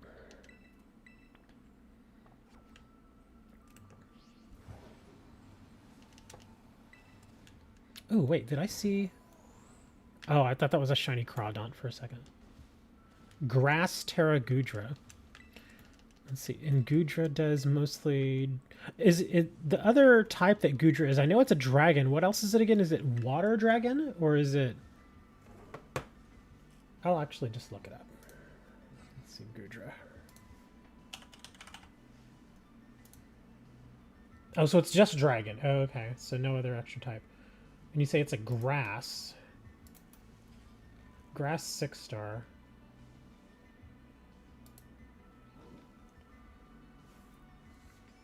Ah, that's why I was thinking water. It does do a water move. It does a selection of moves here. It does Dragon Pulse, Surf, Sludge Bomb, Power Whip. The Power Whip hurts. The Power Whip really hurts. I remember the Power Whip now. And it also does Rain Dance. Best counters, it says, is going to be Storm Drain, Water Absorb. Oh, you stupid ferret. What do you want? Bulletproof, Sap Sipper, and Good as Gold. Let me see what the counters are for this thing. Best counters, it says, are Scizor, Corviknight, Fortress, Revavroom, Skarmory, Dialga, Magearna, Clodsire, Tinkaton, Duraludon, and Klefki. Well, King Gambit's on here too, but he's not in the top tier. He's still pretty close though, so King Gambit is an option if you have it. I could probably bring my Corviknight. Yeah, I think I could bring my Corviknight. Yeah, if you want to share it, go ahead and share the code, and I will bring Corviknight.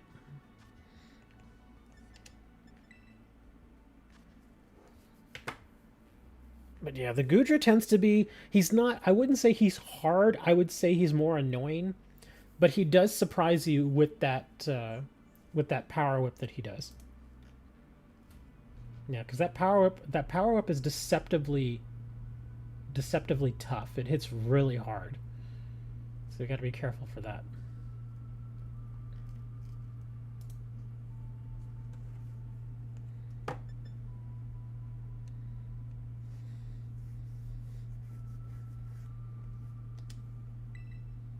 All right, let's see. 5-5C.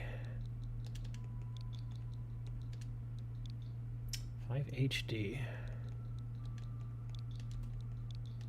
Come on, no errors, no errors.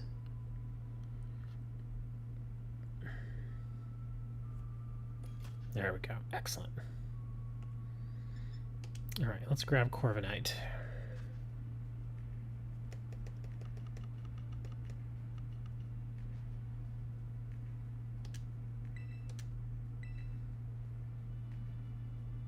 Oh, come on, just let me choose my Corviknight.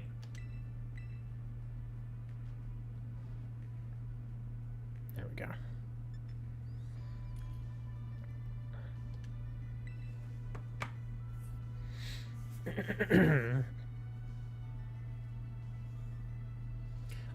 Titan, I did not see on the list. Yeah, Titan is not in the top 20. Oh crap, I was gonna say if I could change, I would have changed over to Dialga. But Corviknight should be fine. The reason I would have, I was thinking about changing over to Dialga is just because my Corviknight tears into Steel, which isn't the best, but it's also not the worst. If you have a Scizor would work, a Revavroom would work. Again, Dialga, the Clodsire would work with Water Absorb, Tinkaton, Revavroom, King Gambit, Metagross, Copperajah, Bronzong, Fezandipity. Looks like it's on here too. You have the Super Chicken, don't you? The Fezandipity? Yeah, that one would counter Grass really well because it's Poison type. There you go. Yeah, give Fezandipity a try. We'll see what happens there. It is on the list, so that could work here.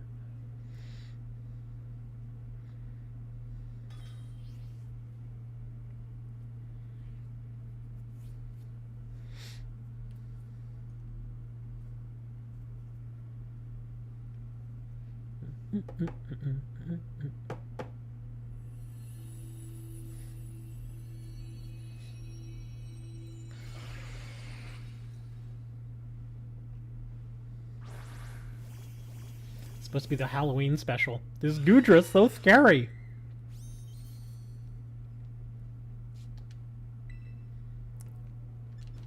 Oh, here we go. Screech. Yeah, I'm gonna Screech too.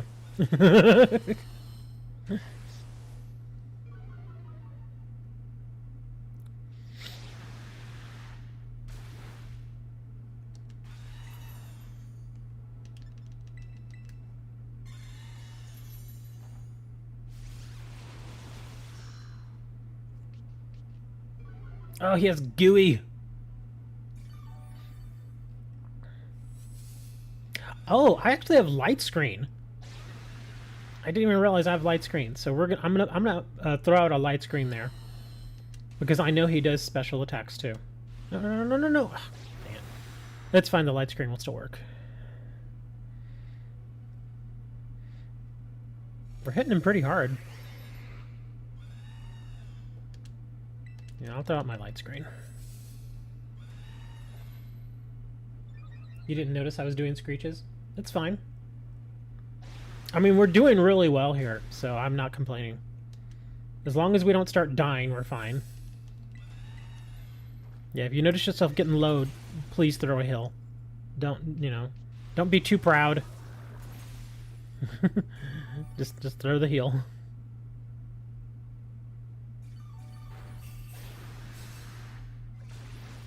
I think I'm gonna have to do some hone claws here. Because my little drill peck's just not hitting them that hard.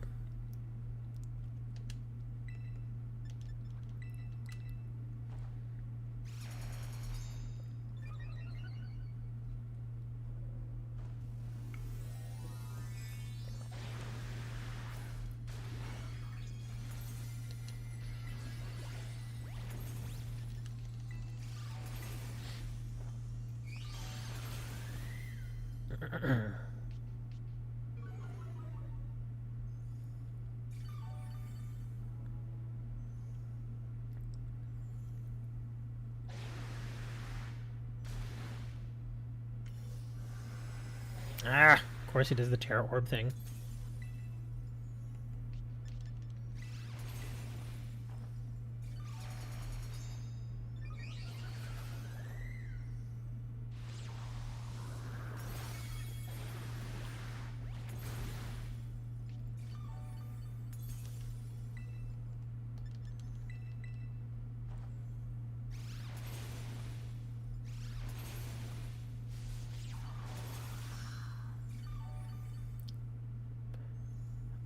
I will actually do a heal here for us. Yeah, my next shot I'll do a heal. He's bringing out Rain Dance again. Ooh, he reset everything. Great.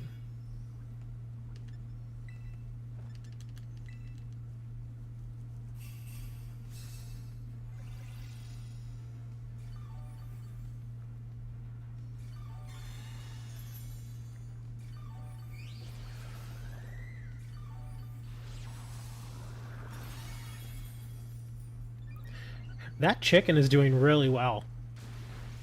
Yeah, that chicken is hitting this dude really hard. That's good. Actually, I don't want to Terra. There's no reason for me to Terra. Oh crap, I should have done another heal. I didn't realize how low we were all getting.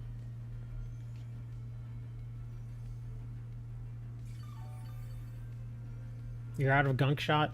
No! You gotta use that PP up, dude. Gotta have those.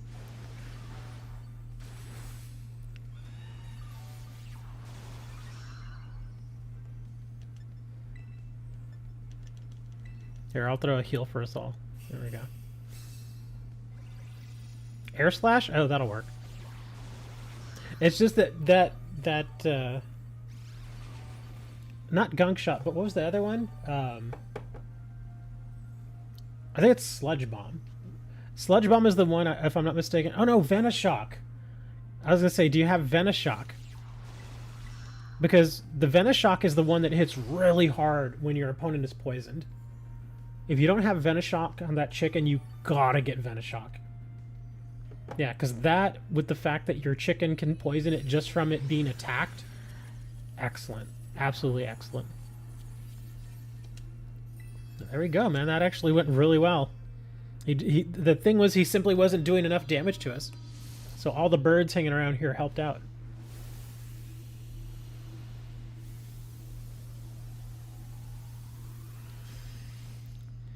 But yes, your chicken did very well this time. Good job. Good job, chicken!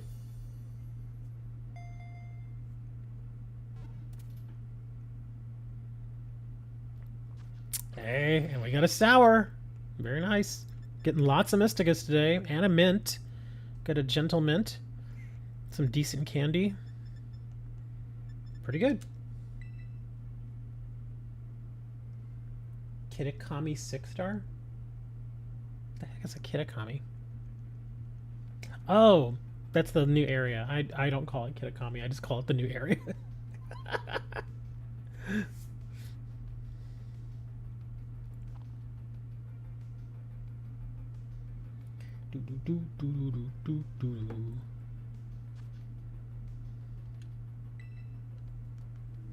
Alright, let me go check this. While we're waiting for him, we'll go and grab this fairy type. So many things to pick up here.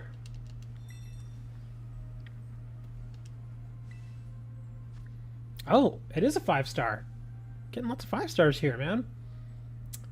So this is a Dusclops. Let's see, 6-star Ice Terra Como-o. Como-o, does he do any ground moves? Well, even then, we could probably, if he's an ice type, could just take fighting types in there. Yeah, could just take some fighting types. So we'd probably want to do some screeches, some drain punches. So he does do earth? Okay. So, you know, Annihilate actually might be a good choice there. Let me run him through the calculator. Oh, and he also has a chance to drop... let me see. What did you say he was? Ice. Ice type. 6-star. Bulletproof gold. Okay. It says Golden Engo is actually the best one. Followed by Skeledirge, Chandelure, Cerulege, Typhlosion, Magearna, Volcanion, Metagross, Primarina, Volcarona, Armorogue, Iron Moth, Moltres, Bronzog. Annihilate is on the list. He is here. Rotom. Looks like the Heat Rotom. Delphox, Scizor, and Corviknight. Basculegion is also on the list, but he's at the very bottom. So Annihilate actually is a fairly decent option here. But it's telling me that Golden Engo is actually the best. And I think it's mostly because of the good as gold. How do y'all want to do this? Do we want to go Golden Engo or do we want to go Annihilate?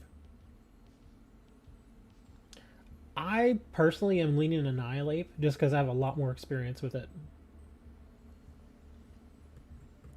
Yeah, I would think I would want to do Annihilate.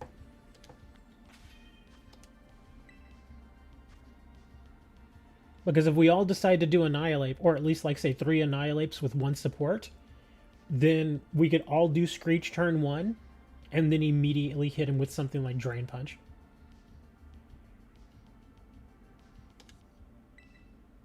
Yeah, because if we all Screech turn 1 and then Drain Punch him turn 2, he's going to take a massive amount of damage.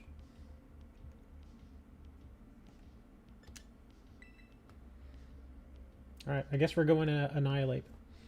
As far as on the list, the best support that I'm seeing here is probably going to be... Well, heck, none of these are really support type Pokemon. The Corviknight could sort of be support, but you have to tailor him a little more. Maybe the Rotom too, but... I guess we're going to go Annihilate. Whenever you're ready, DJ, I'm ready to go. Here we go. 6, 1, 8, VKY.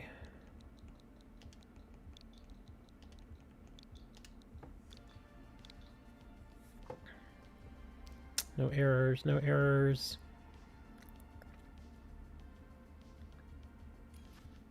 All right.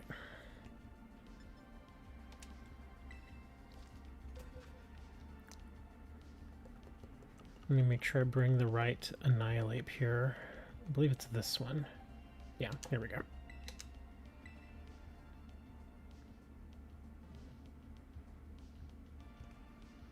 There we go.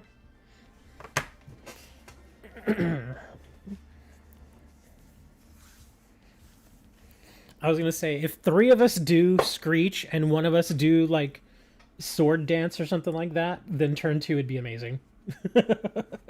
Turn 2 would be insane. Hey Dragon, how's it going? Just about to do this 6-star raid here.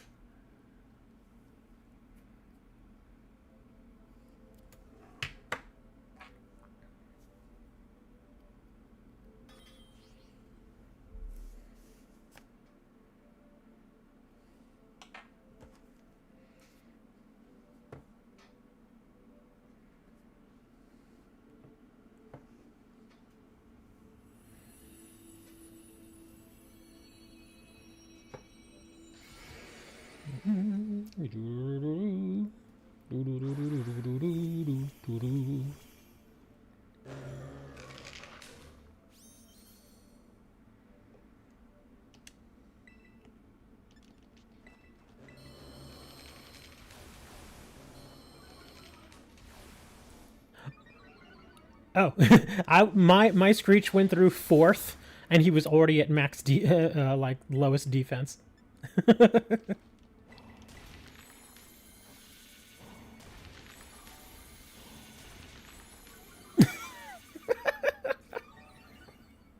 That was pretty funny.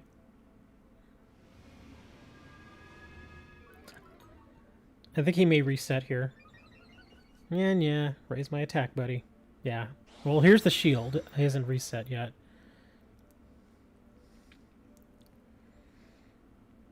Come on. I actually want him to reset here so I can start doing bulk up. There we go. Okay. So now I'm going to do a bulk up. I'm going to start trading bulk up and drain punch at this point.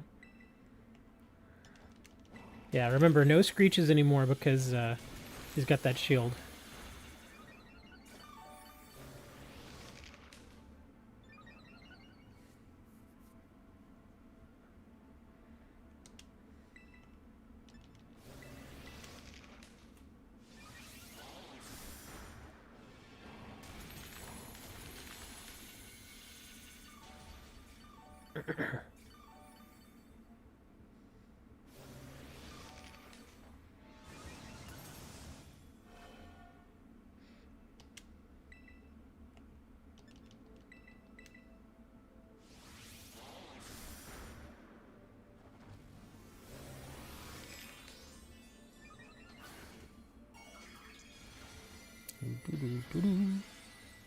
Oh, yours tears into Ghost. I actually have 2 Annihilates. One of them tears into Ghost, the other into Fighting. Because I was actually running into that issue where I would want to bring him in for something that was where he would do better for fighting, but he was Ghost and vice versa. So I was like, oh, I guess we're just getting 2 of them. Yours tears into Ground? No, you gotta switch that up, man. Gotta go do some training there. I mean, we're doing really well, so I'm not complaining. But just to make it your Annihilates a little bit better, yeah, you definitely want to make sure it tears into something that's worth it. Like here, I'm about to tear into Fighting. The Ghost makes sense on that one because he does have Rage Fist. But again, I brought this particular Annihilate because he does tear into Fighting. My other Annihilate obviously tears into Ghost. So I can bring one or the other depending on which one works best. This should hit him pretty hard. I was hoping to hit harder than that, but it's fine. We're still doing fine.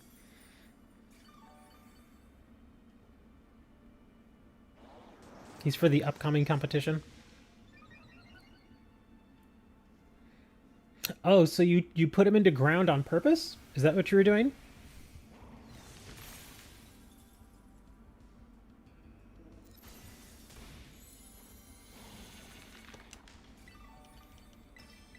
Oh, okay. Well, that makes sense then. So I guess you're changing into Ground for now, and then you can always change him back.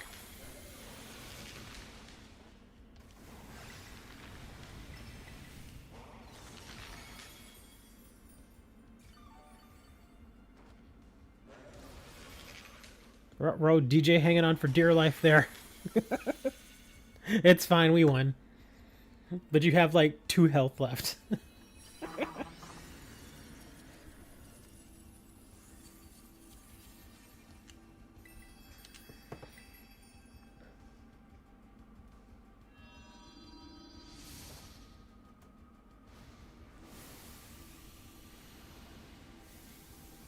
You know, it's Earthquack.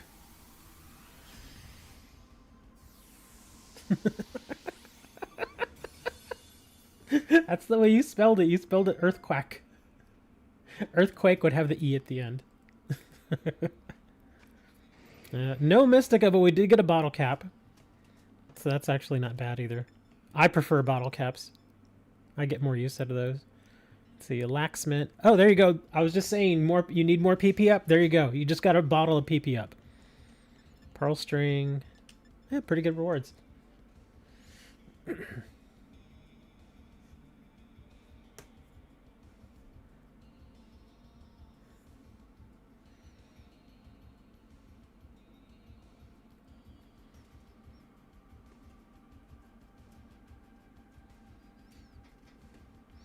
And I guess now we can do this Dustclops.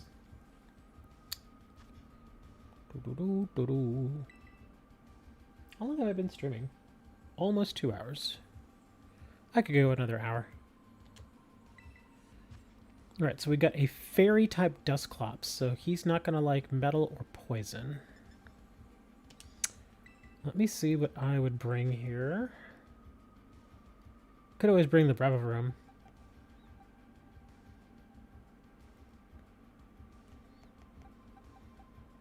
Could also bring my Dialga. I feel like I should bring Dialga simply because I just don't use him enough. Iron Tail, Metal Burst. I think I remember why I don't like bringing him, because he doesn't have anything to pump himself up.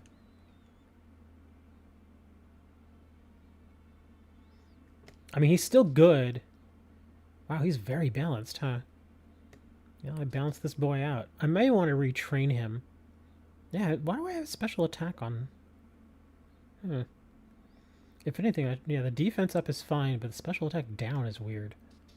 I should bring his speed down. Either way, I'm going to bring Dialga. We're bringing Dialga. I haven't used Dialga very much, so we're going to use him. It's just a 5-star raid, should be fine.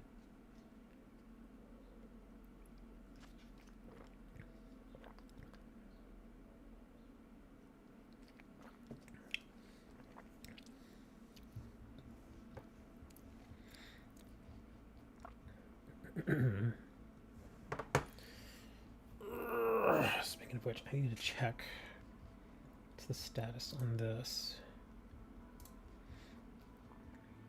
Oh, they changed delivery time again. My delivery was supposed to be here at 11:30, and then it was pushed to 12:30. Now it's pushed to 1:30. Might as well just say it's gonna be here like sometime between 8 a.m. and like midnight.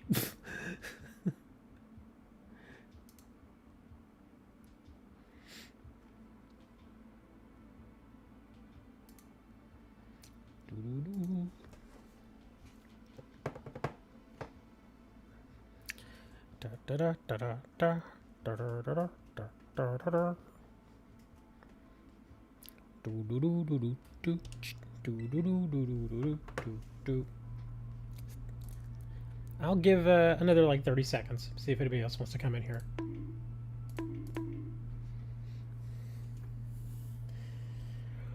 Ooh. I actually am waiting for November 1st. And some of you may know why November 1st is a big deal. Some of you may not. I'll give you all a minute to figure out why November 1st is a big deal. Not like a big deal, but just like a small big deal. If you knew what I mean. It's a small big deal. Oh, I guess we're going. I guess we're going with just 3 of us.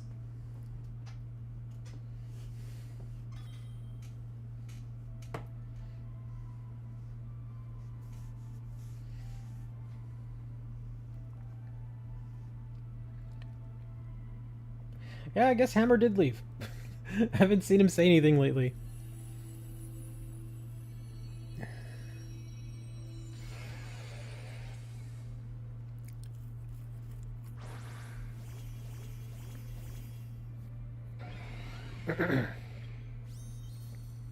I still haven't bothered trying to get a shiny Iron Moth, and I probably should. The shiny Iron Moth actually does look pretty good. And Dialga's a freaking dinosaur.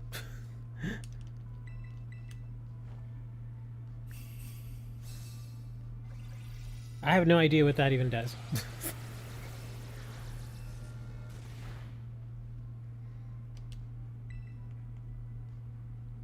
No, not Trick Room.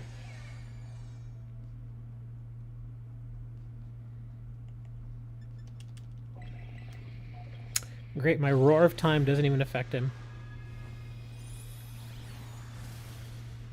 Ooh. that hit pretty hard.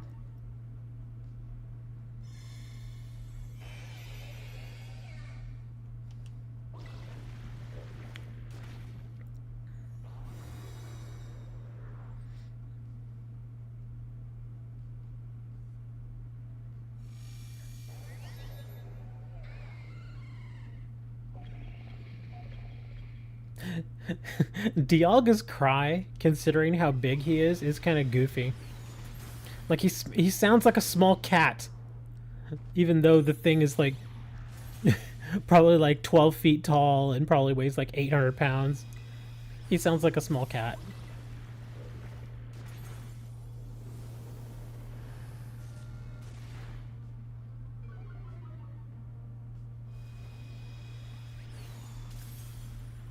Oh, he avoided my attack. That's weird. Oh, that's right. I think Iron Tail is one of those that's like 95%. I just don't use Iron Tail very much.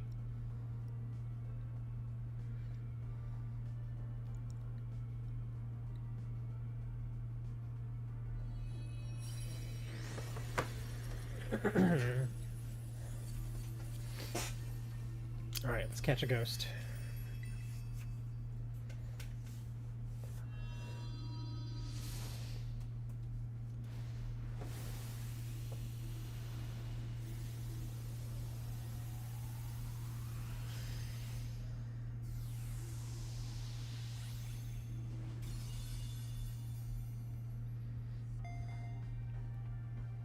Also, if anybody else out there has a 6-star that they really want to do, let us know, and we'll see if we can get a decent team together. We'll try to take it down. Because my 6-stars are done. Both of mine are done. At this point, I'm just hunting around for other 5-stars and probably doing more Mismagiuses. I mean, the Mismagius isn't bad. It's fine, because it does give a lot of candy. But, yeah, my 6-stars are all done. I may even just do some surprise trades just to see if I can get gen to Pokemon, as I usually do. Get some more Master Balls. In fact, let me see what we can do here. You have one? What's what Pokemon is it, and what's the Terra type? And we'll run it through the calculator and see what the best options are.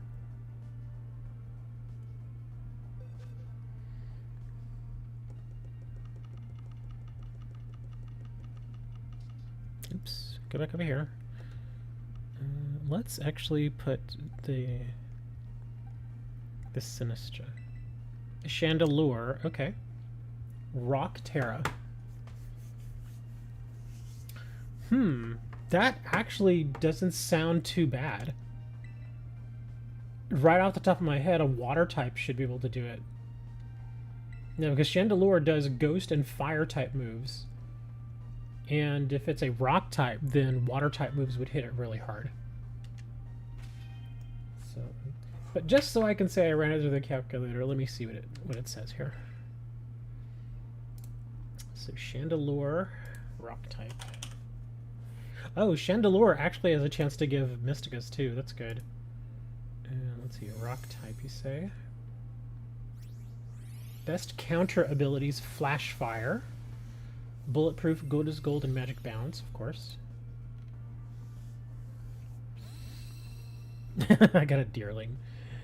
Let's see. Best counters would be Ursaluna, Palkia, Komodo, Walking Wake, Meloetta, Greninja, Dreadnought, Kingdra, Tatsugiri, Samurott, Crawdaunt, Cyclizar. Okay. Hakamo'o, and Kyogre. I don't know if my Kyogre would be best right now. I do have a Palkia. Yeah, I could bring in Palkia, but honestly, I think... Let me see, what moves does he do? He does Flamethrower, Shadow Ball, Will-O-Wisp, Poltergeist, Heat Wave, and Sunny Day. You know, I think Quaquaval should be fine here. I mean, I'll bring Palkia if that's what it's asking, but... Yeah, if you want to throw the code up there, I can bring either one. Yeah, go ahead and toss up the code and we'll just see how it works out.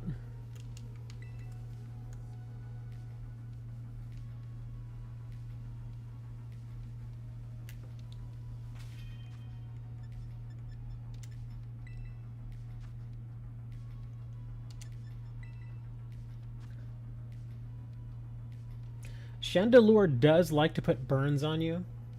Like, first turn, it usually... Like, first or second turn, it sticks a burn on you, usually. So that is one thing we do need to be aware of. So 6 NP.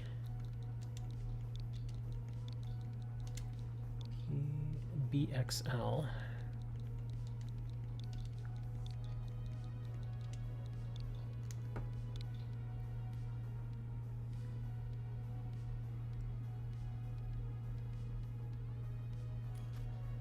Alright, so... I'm really leaning toward Quaquaval over Palkia, just because I know how to work Quaquaval much better than my Palkia. I think I'm going to bring my Qua. Yeah, I just have much more experience with him.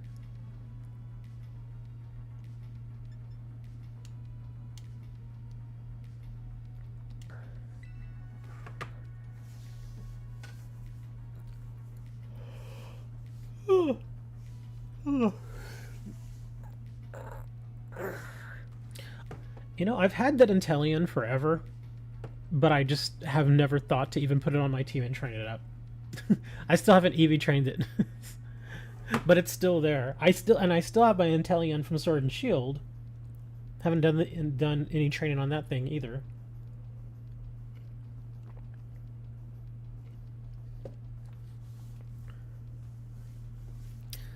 I think this is as good as it's going to get. We should be able to do this with 3. I don't think this should be a problem. Yeah, I don't think... if we need to go with 3, we can go with 3. Because remember, every time the NPC dies, it doesn't count against us. So it's not necessarily a bad thing. If anything, sometimes the NPC that we get actually benefits us. Just to kind of give you an idea of what I'm going to do with this guy is I'm just going to Sword Dance, and then I'm going to try to liquidate him.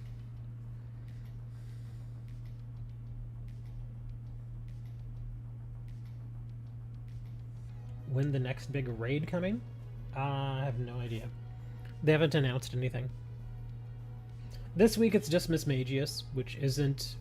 It's a 5-star, so it's not really difficult. It's more of just like holiday-themed kind of thing. For Christmas, I expect to get Delibird.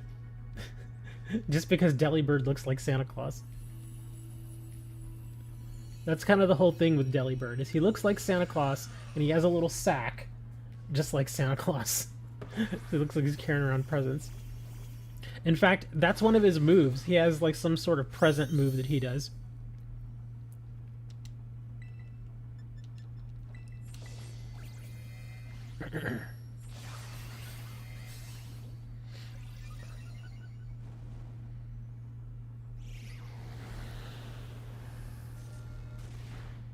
Wow. That Shadow Ball hits hard. Yeah, that Shadow Ball hit me really hard.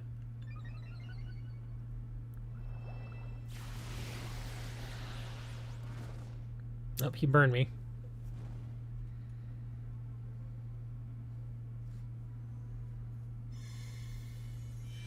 Ugh, of course he's already doing the reset.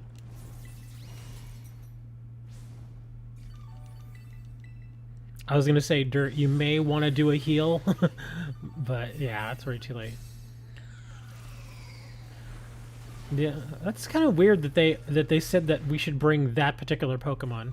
That's Celeridge, isn't it? I think that was on the list, right? It's kind of weird that it would say that that one was a choice. Is it? Let me look. Actually, no, that guy was not on the list here. Yeah, that's not a great choice, unfortunately. Yeah, because he does ghost moves, and he's gonna hurt you pretty bad here. Yay! I avoided the attack.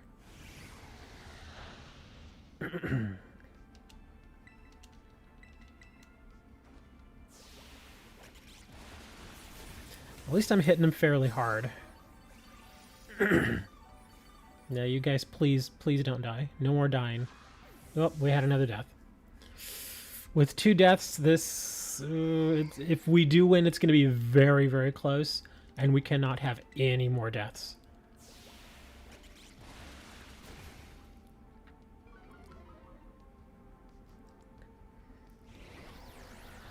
He's going to put his shield on here now.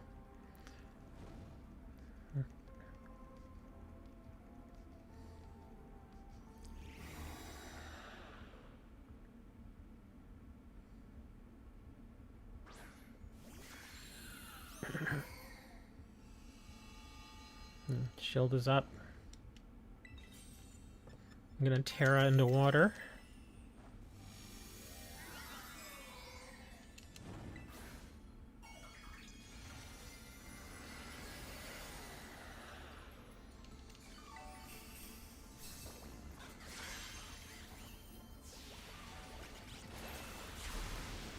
Ooh, Dirt, do not let yourself die. If you die, it's over. Do not let yourself die.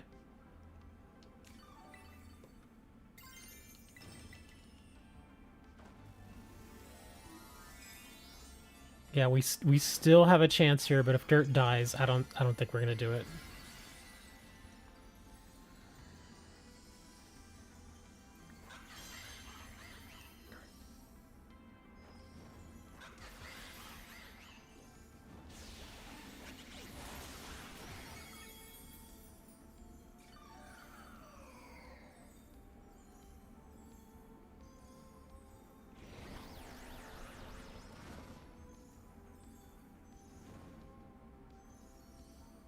Dirt, did you already burn through all your heals? What's going on?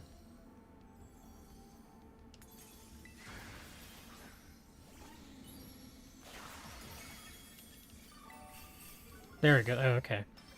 Took a little while for that heal to go through. Oh, he died. Yeah. Yeah, we're probably not going to win here.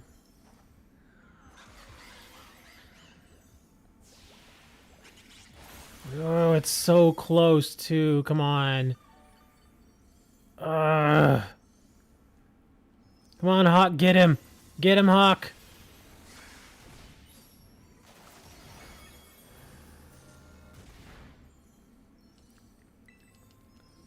Ah, yeah, see that last death.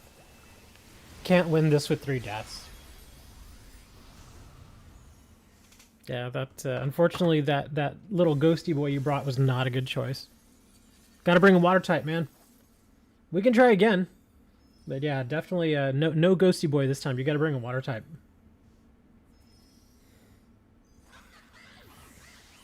You can still hear my chicken. He's not a chicken, he's a duck, but... Yeah, again, just to give you options here. The options it's saying here for this raid: Ursaluna, Palkia, Komodo, Walking Wake, Greninja, Dreadnought. Dreadnought should be pretty easy. He's pretty common.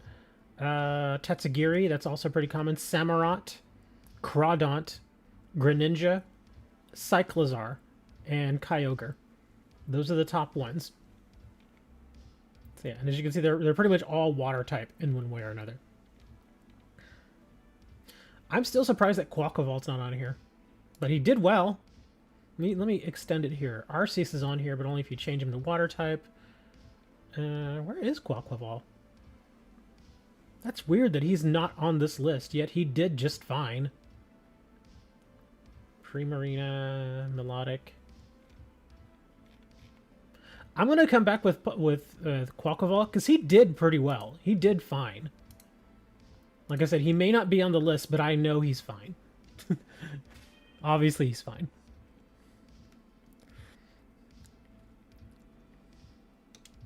You're rehosting? Okay. I'm ready to go whenever you're ready.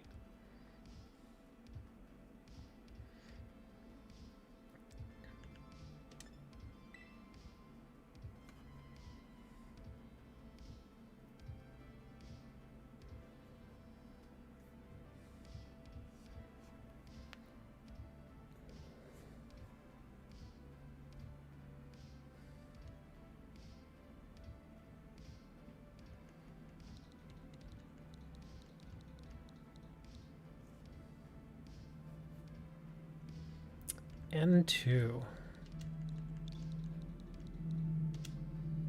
V1.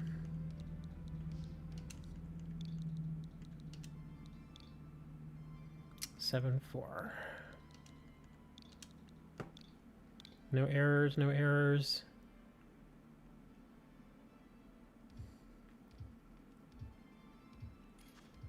There we go.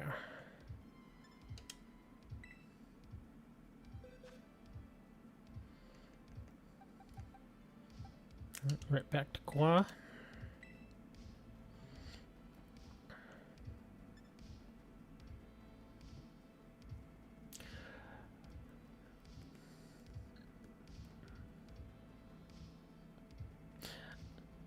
Hawk, that choice is actually not bad. Yeah, he's a fighting type, right? If I remember correctly. Yeah, fighting type versus rock should be okay. Because I didn't see this Chandelure doing anything other than ghost and fire moves. So that should be fine. Yeah, that's a good choice.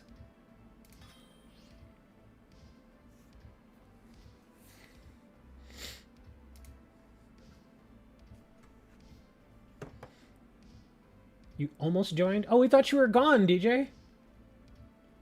Yeah, we thought you were gone. That's why we were just like, yeah, sure, let's go with 3. I thought you were gone too, because you said you had to leave.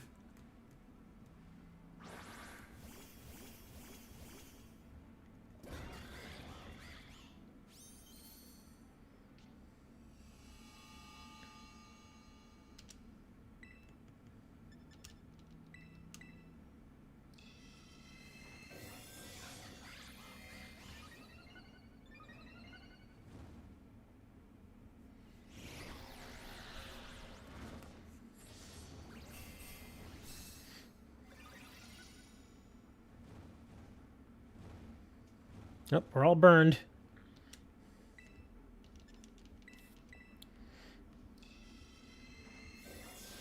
Yeah, we like I said, I thought you had left already.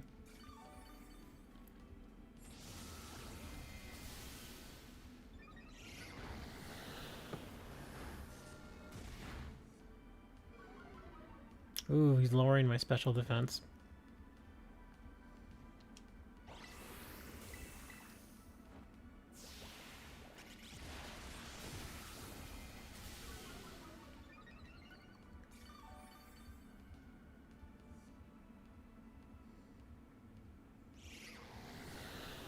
He's gonna hit me pretty hard here, isn't he? Yeah. I'm gonna have to heal. Yeah, I'll throw a heal out here. This will cleanse us all. Oh, somebody else healed. Okay, that's fine. I guess I'll just keep liquidating.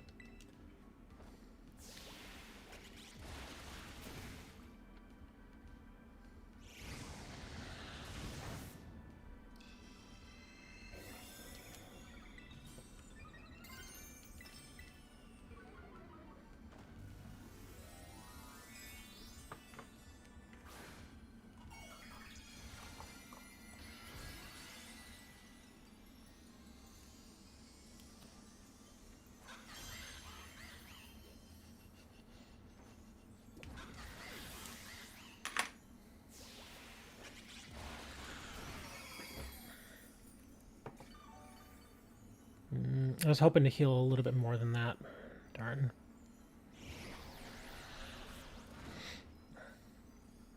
Oh, he burned me again. I'll do a heal here. I know I'm Terrid, but I'm gonna do a heal anyway. Because I'm gonna need it. And I need to be cleansed.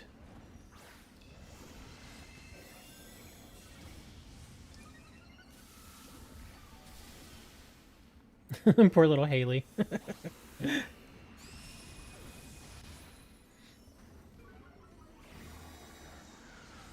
Yeah, I'll burn a heal here. Come on, let me heal already. Man, this is just not wanting to let me get a move off here. Come on. There we go, finally.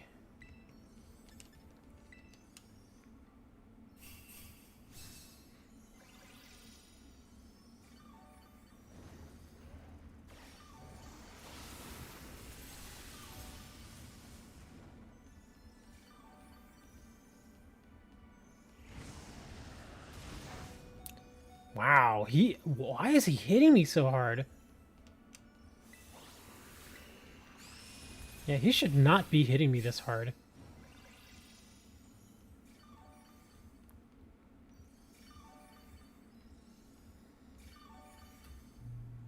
Ooh, I may die this turn. That heal did not help. I only got healed for like 60. I'm probably gonna die. Yeah, saw that coming. That's alright. We're actually doing pretty well here on time. So we could probably handle this death.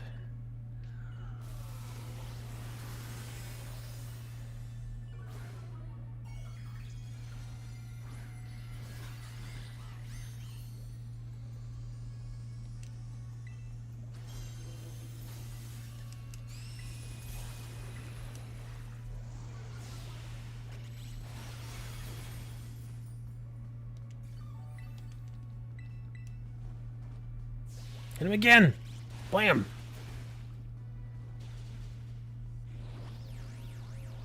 It's trying to burn me again. Let's say collision course should finish it. There we go. Yeah. Yay! We did it! And only one death this time, thankfully. Only one death.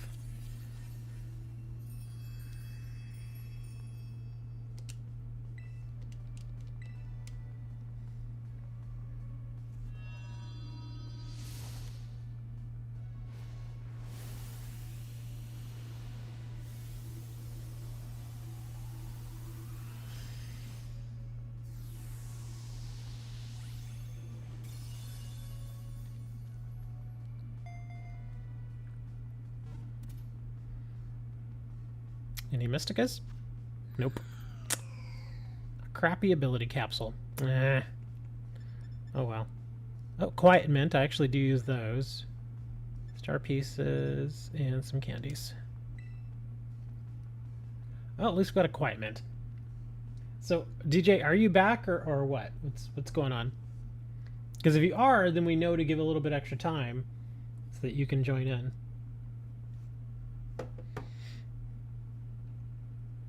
You're still here. Okay, good.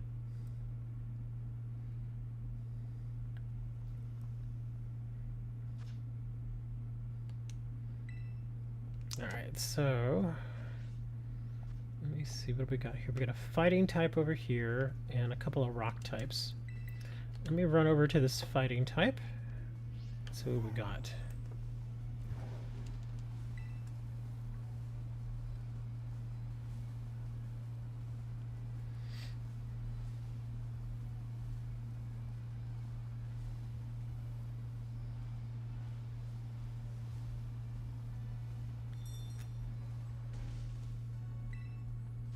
Eh, 4-star. Got a rock over here.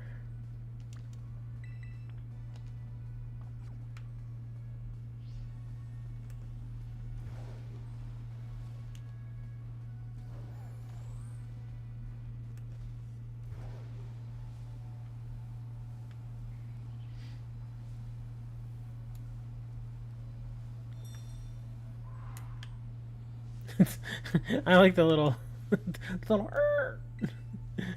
Hey, there we go. Actually, this one, let me see. So that's a Vikavolt, rock type. Let me see, ground and fighting. I think would probably be good. Can y'all think of a ground and fighting type right off the top of your head? Would that be... Hold on. This guy? Yeah, here we go. Ground and fighting.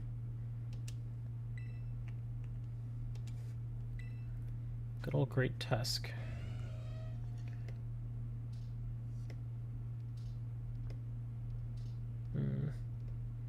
Brick Break, Earthquake, Stomping, Tantrum, and Knockoff. Should be fine. There you are. We thought you left, Hammer. You're like, I did, but I'm back.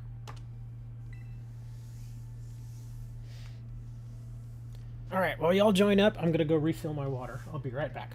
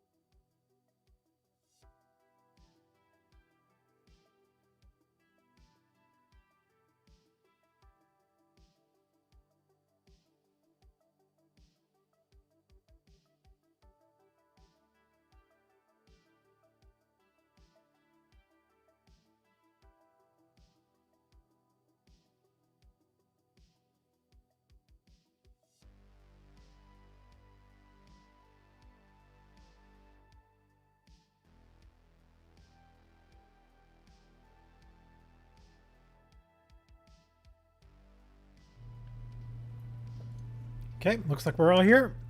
Let's head on in. It's already filled. I keep getting errors. No! Not the errors!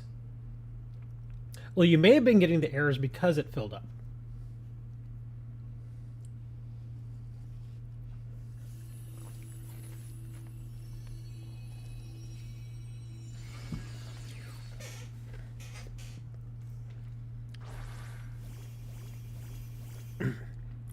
I'm the only one not wearing the DLC outfit.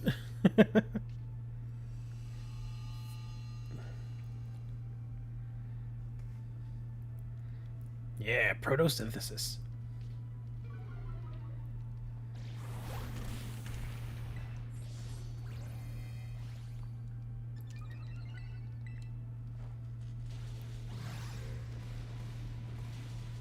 It's weird how it placed me here at such a low angle. Like, look at my camera angle. It's so low. Ooh, he hit me super effectively. Oh, was that a bug type move? Oh, Kapuki. That's not good.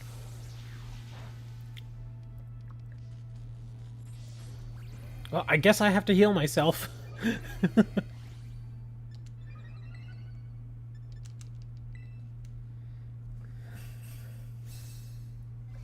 There we go. I'll take your status conditions.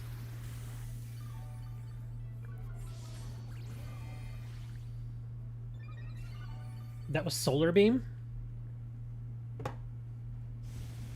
Oh, it was a grass type move. Oh, okay. Yeah, Solar Beam's grass. I didn't realize he had that. Yeah, that hurts. Okay. Oh, I guess I'm gonna leave the fighting up to you guys, and I'm just gonna keep healing. I'm tired, going to take a nap. I don't know if Moni's here. I think he went to go watch the race or something. You know how Moni is about racing. He loves racing. I think he's even doing stock car racing now, too. Like the NASCAR stuff. I know he did F1. I didn't know he did NASCAR.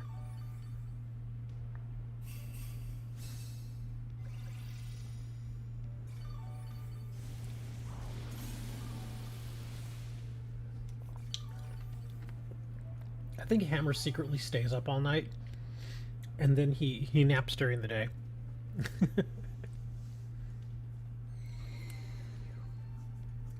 Damn racers. Oh my god, stop killing me!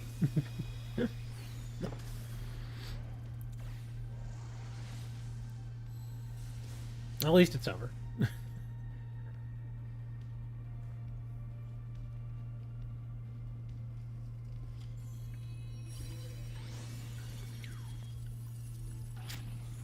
Speaking of Dan, I wonder where Dan is.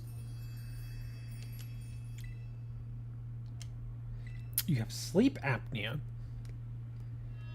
Do you have one of those little machines? I know sometimes those little machines can help. But I do hear they're uncomfortable. I've never had to use one. But yeah, there's like those sleep apnea machines where you put like this mask on, and it just kind of helps you keep your airway open and that sort of thing.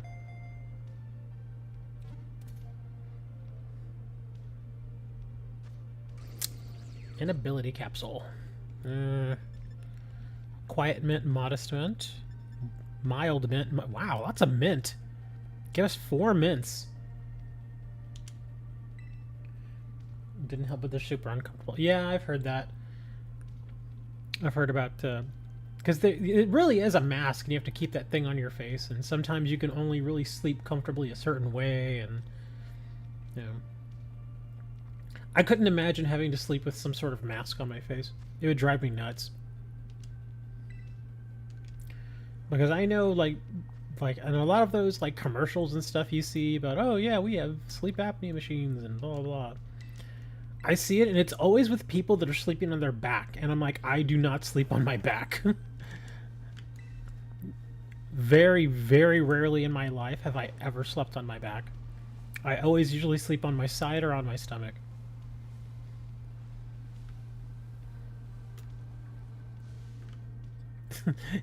His colors always freak me out. Every time I see the colors, it just looks weird to me. It drove you crazy and you only slept on your side?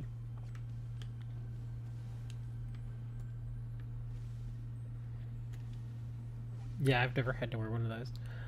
Oh, speaking of which,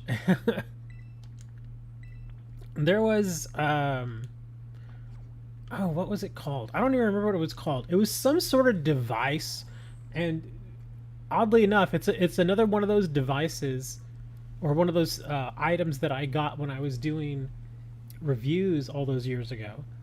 They sent me this device that's supposed to help. I'm trying to remember what exactly it did. I forget exactly. I think it was. Oh, I think it was for if you grind your teeth at night, which I do sometimes do, and it's really annoying. And it was this thing that you stick in your mouth. Like, I've seen like those little braces and stuff, those real small braces that you stick in your mouth. Those I've seen and I've actually used them and they do work. But there was this other device. Oh wow, look at that.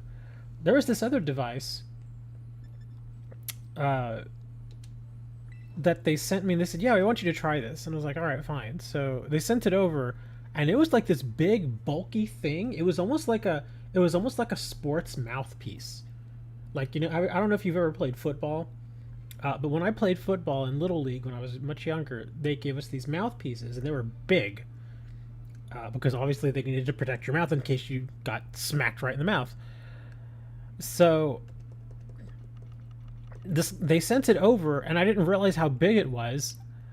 And so I was like, oh man, this thing is going to be weird. But I was like, I told them I'd try it, so I did.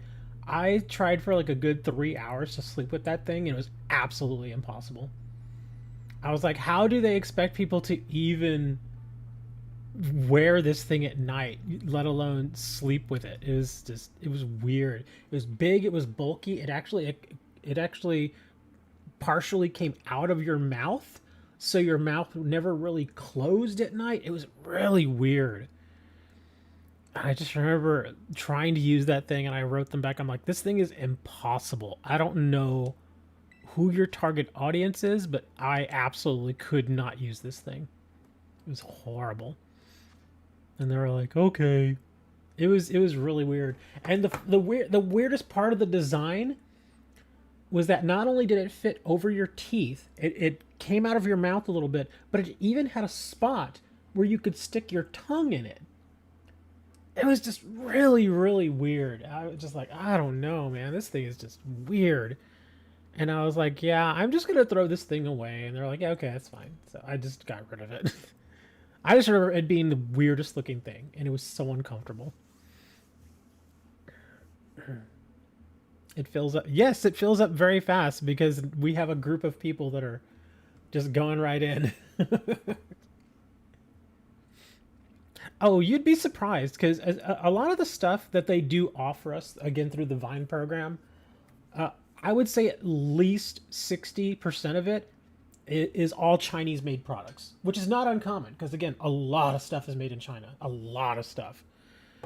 And there's a lot of these Chinese companies out there that are, you know, some of them are legitimately trying to break into the market and come up with an interesting design for a product and so forth.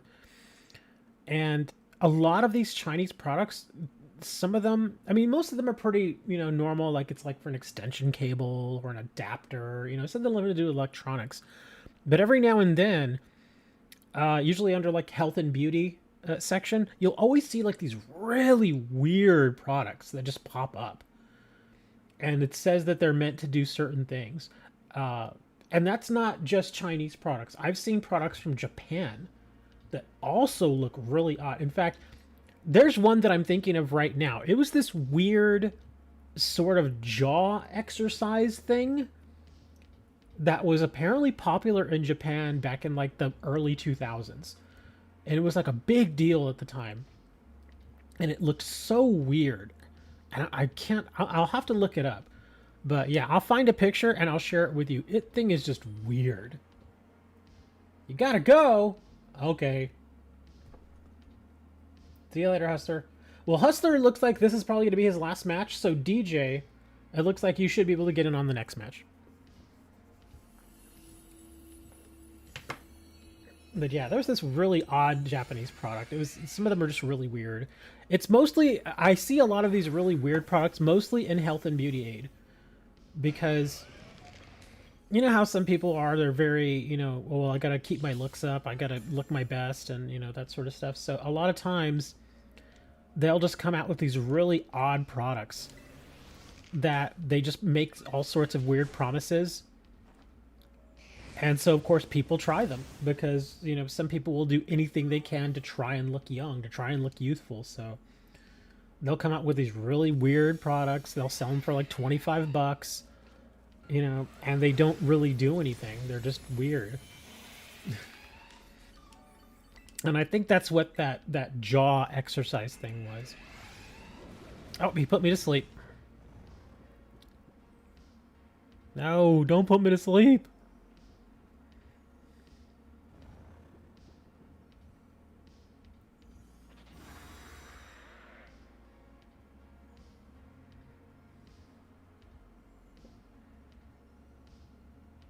Annihilate avoided the attack. Okay.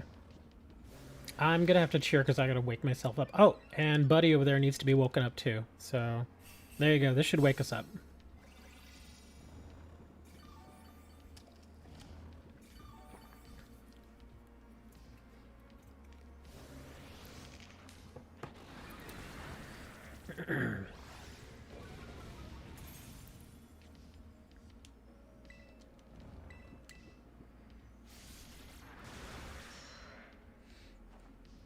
These are like those magic rocks that keep cancer away.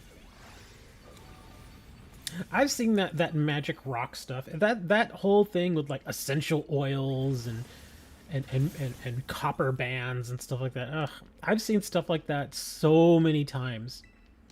Again, when I first got started doing the reviews, I got like 3 or 4 different offers to do reviews on these. First one was like socks, like a pair of socks that was said to be lined with copper, and their whole thing was, yeah, the copper will help heal you and all sorts of weird gimmicky promises. And I'm like, but copper doesn't work like that. That's not what copper does. And I've seen several of them, and I'm sure you've seen them out there on the market where they're like, some of them are like headbands or wristbands. I've seen rings where they're like, yeah, it's copper and it will heal you or make you feel better. And I'm like, that's not, no, that is not what copper does. There is nothing with copper that says it will make you feel better just by wearing it. If so, then I could just carry a penny in my pocket and I'd be fine. Yeah, because some of the old copper pennies are still out there. You can find them. You can probably get a handful of change and probably find one. But no, they're like, yeah, all this copper stuff, it's good for you. I'm like, no, it's not. Especially the copper ring. The copper ring was hilarious. Because it was one of those that I turned down because I knew what was going to happen with it. If you don't know, copper, when it's exposed to air and to moisture, it will change color. It will go from being kind of like this brown bronze kind of color to more like a dirty green sort of color. And if you happen to wear something that has copper on it, like a ring, and your hands do get moist when you go and you wash your hands, or maybe it's just a hard day or whatever, your hands will get moist. Well, that moisture is going to get onto the copper, that copper will start to discolor, and that discoloration will end up all over your fingers. And so that's exactly what happened. When you go and you look at some of the reviews of some of these copper rings and jewelry and stuff, yeah, it turns your hand green. Exactly, when it oxidizes, it turns your hand. Oh my god, look at me, I'm stuck. Okay, it's gonna send me back. But yeah, the copper would oxidize and it would turn people's hands green. And so I'm like, no, man. Because either one, if you do actually, either one, you don't have copper in your product, so you're lying. And two, if there actually is copper in your product, it's going to oxidize, it's going to discolor, and you're going to have a problem there. So yeah, you just, yeah, it's not, I mean, first of all, like I said, copper just doesn't do it. It has no healing properties whatsoever. And second, it just, copper would be better used in, you might as well just take the copper instead of put it in a sock, stick it in something like a cable or something where it actually does something. But yeah, I've seen a whole bunch of those. I'm trying to think about what other weird ones. Oh, the teeth whitening thing. Which, I mean, there are some products out there that do legitimately whiten your teeth. So it is something that does happen. But yeah, for a while there was a good 4 or 5 years there where there were tons of various teeth whitening products out there, not just toothpastes or mouthwash, but like these little kits that you would buy where you would like brush your teeth with uh some sort of special toothpaste, and then you would get like a mouthpiece and you'd fill it with this gel, and then you'd put that on your teeth for like 20 minutes. And again, some of those systems actually do work, but when you take a look at what's actually in the product, it's all the same stuff, which is hydrogen peroxide. If you don't know what hydrogen peroxide is, it's very common. You can literally just go to like your grocery store and buy a bottle of it for like $1. It's dirt cheap. Hydrogen peroxide, as far as its use in the dental industry, is a debriding agent.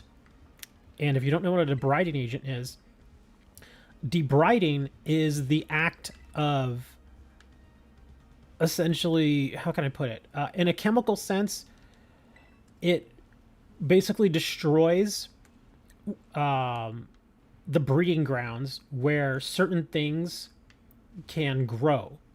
Certain things like bacteria or viruses. In this case, if you're going to be using it in your mouth, or like how most other people use hydrogen peroxide by putting it like on things like small cuts, that sort of stuff, it will essentially kill and destroy the homes where stuff like bacteria and other sorts of germs can propagate, where they can grow. So it basically leaves them with no place or no way to proliferate. And so that's what that does. Not only that, but it also acts as a bleaching agent, which, again, it actually does do that. I remember being a teenager, and me being the rebellious teenager before I could afford actual hair dye.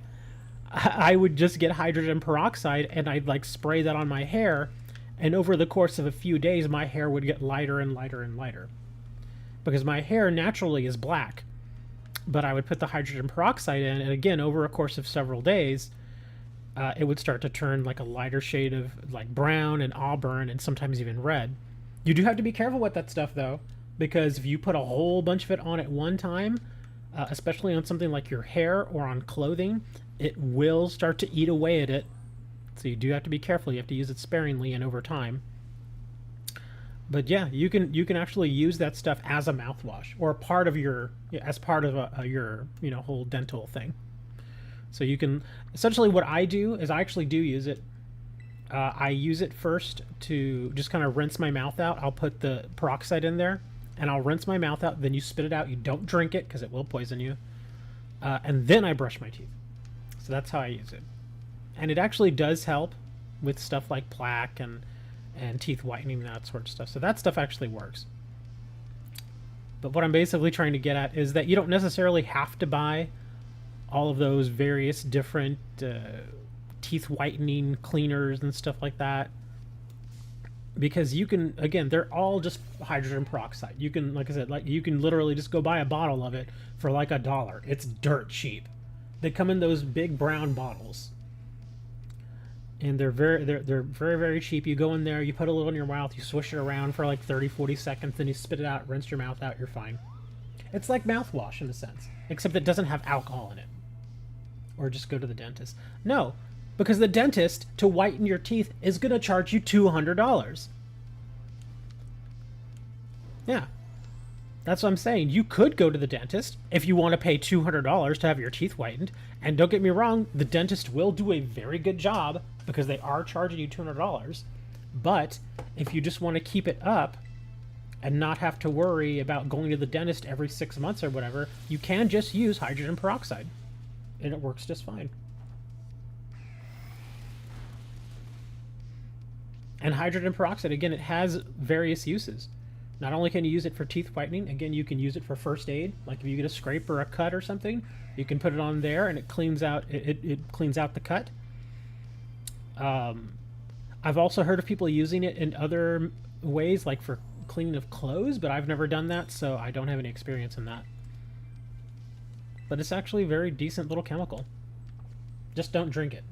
Your insurance covers everything. I don't think that insurance...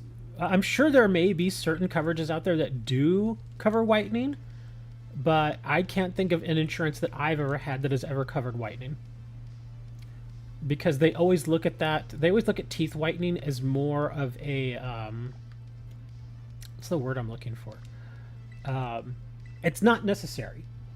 Like, your teeth can be yellow, but they are still technically healthy. You know what I mean? And I know a lot of people will see other people with yellow teeth and they think, oh, their teeth are unhealthy, or, and, you know, they looks bad. And yeah, it may not look great, but that doesn't necessarily mean their teeth are unhealthy. It just simply means that their teeth are yellow. And not only that, but as you age, your teeth will naturally turn yellow. That's just how they are. They're bones. They will naturally turn yellow. In fact, I found out recently that the whole act of teeth whitening is actually seen as a very Western sort of thing to do. Like, if you go to certain other countries in Europe, I know that I heard, obviously, people from Great Britain, they're the ones who are notorious for having bad teeth, unfortunately. But I have heard from other people from, like, Germany, from France, the UK, of course, from Spain, a few other places over there. And they're aware that teeth whitening exists, but they say that every time they see an American over there as a tourist, they always have, like, these super bright white teeth. And that's another way they can tell that they're Americans, besides the other obvious ways. But yeah, they're like, yeah, all these Americans have, like, these super white teeth, because that they think it's kind of like more of a local phenomenon here, is that we just really pride ourselves on the way we look, and we always have to look our best, that sort of thing. But yeah, your teeth can be a little yellow and they're fine. They just don't look all that attractive, like I said. Because again, here in the United States, we're used to seeing people with, like, these pearly white teeth. Yeah. Like, I've been down to Mexico, and most people in Mexico just have regular looking teeth. They just look normal. Come back here to the States, everybody's got, like, these sparkling white teeth. If you can afford it, of course. Or they have veneers. Got a kit from the store. A 5-star grass tear Amoongus if you want to do it. I'll do it alone. I'm not running into any 5-stars, so if you want me to, I'll jump in there. I'll do the Amoongus. I know he does Spore, so I'm trying to remember. Oh, right, my Revavroom. I can bring Revavroom. And I'll take care. And you see grass, right? Okay, yeah, I can bring Revavroom. You're going to sleep? Alright, go to sleep then. Go to sleep. Leave us here. I'm about ready to wrap up the stream here in a little bit anyway. I've already been on 3 hours. So I'll probably do a couple more raids, and then I'm probably going to head out. Yeah, I'm just waiting for DJ's code.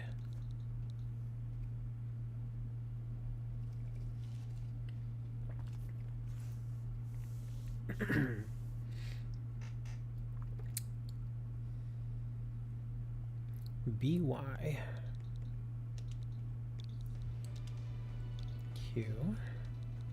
Oops, wrong way. Q497.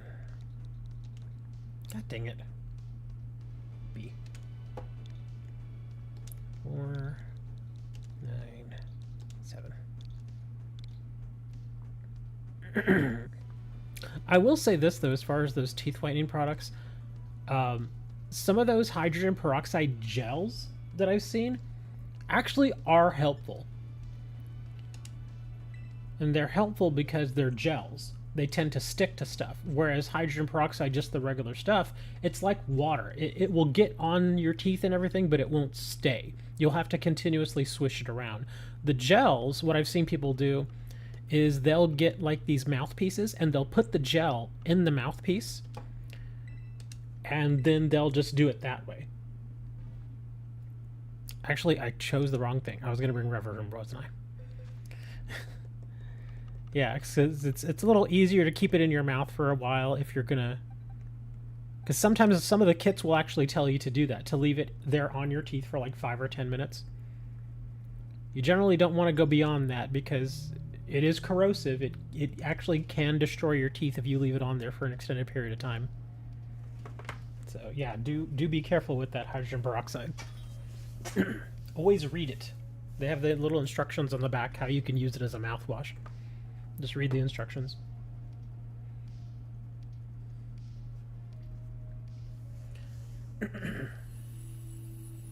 And Amoongus, if I'm not mistaken, he has a chance to give Mystigas.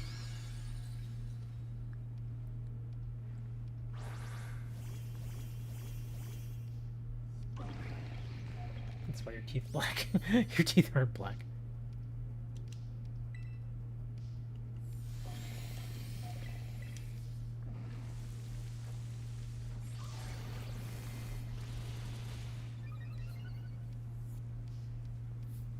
Yeah, your spore doesn't work on me. Get your spore out of here.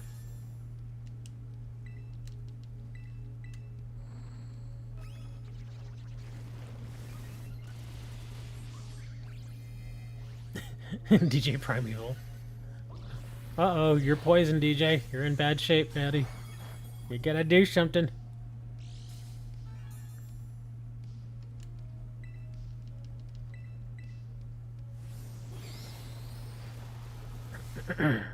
Ooh. That hit him really hard. I guess one of you was using like a screech or something? How are the Cowboys doing? Eh. They're pretty eh. I think they had a bye week last week. I don't even know who they're playing this week. But yeah, after that 49ers loss, oof, that was painful. That was brutal.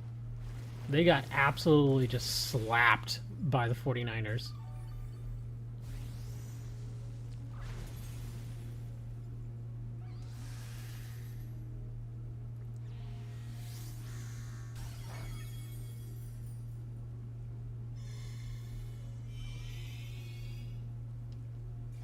Oh, somebody died.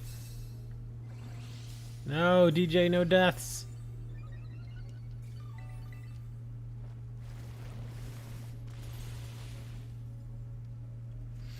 While we're doing this, I can bring up ESPN.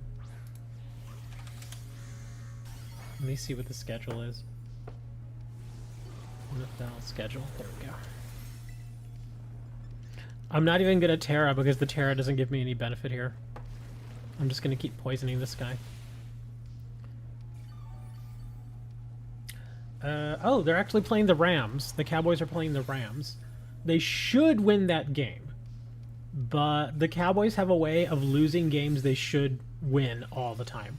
They do that way too often. Like, they could play literally the worst team in the league and they'll lose. So that's why it's like, I'm not saying that's an automatic win, but they should win. Let me see, Detroit. I don't see Detroit here. Oh, they're playing the Raiders on Monday Night Football. Okay, so yeah, they're not playing Sunday. They're playing on Monday. But again, the Lions should win. They're playing at Detroit. So yeah, the Lions absolutely should win that game. Because Vegas, unfortunately, they've just not been doing well. And I know Garoppolo, their quarterback, got hurt. And I don't know if he's back yet.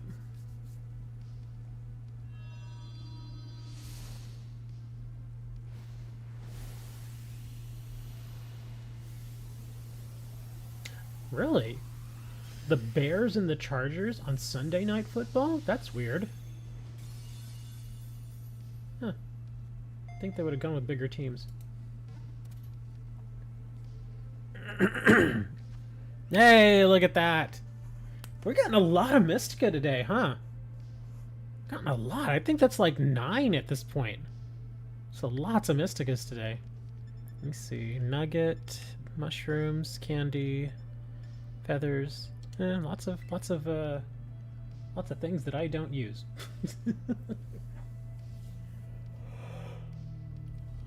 Why am I yawning?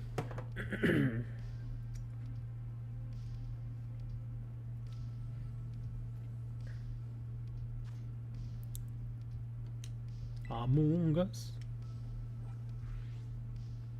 Alright, come on. Gotta get another...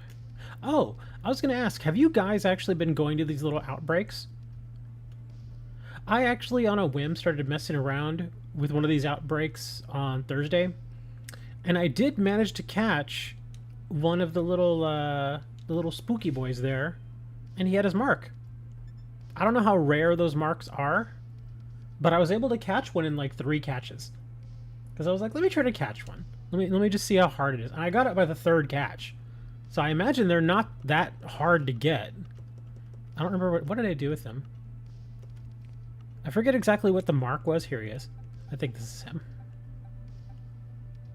Yeah, there we go. This is the guy. Yeah, what is this little mark called? There we go, the crafty mark. Yeah, have y'all tried to catch these guys? Because I'm not really one of those people that goes chasing marks or ribbons or anything like that. But just on a whim, I was like, yeah, let me see. Let me try. And yeah, I got him on the 3rd catch. So I don't know if that's good or not.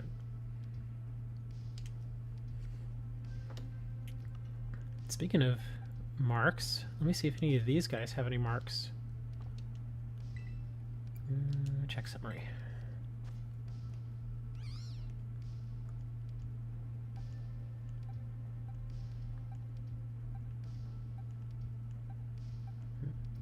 No marks here. Okay.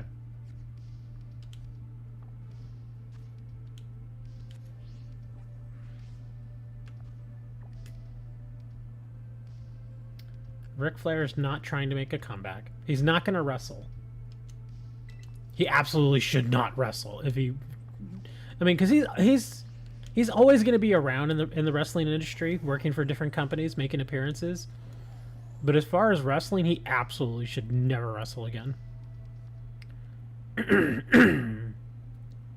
One, because he already supposedly had his retirement match, and he's done that like 4 times already.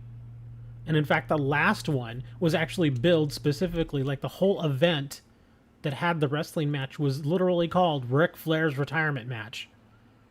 So he's not going to wrestle again. But I can see him coming around and still, you know, making appearances and stuff like that. You got yours on the 3rd and 4th catch? So 1 in 20 chance. So it's not that hard. Okay. 5% chance. That's actually not that bad. So it's fairly easy to get it then. I imagine the harder part would be trying to get something like one of those crafty marks on something that maybe is like a shiny. Like, can you imagine trying to catch a shiny with a particular mark on it? That I imagine would be very hard to do.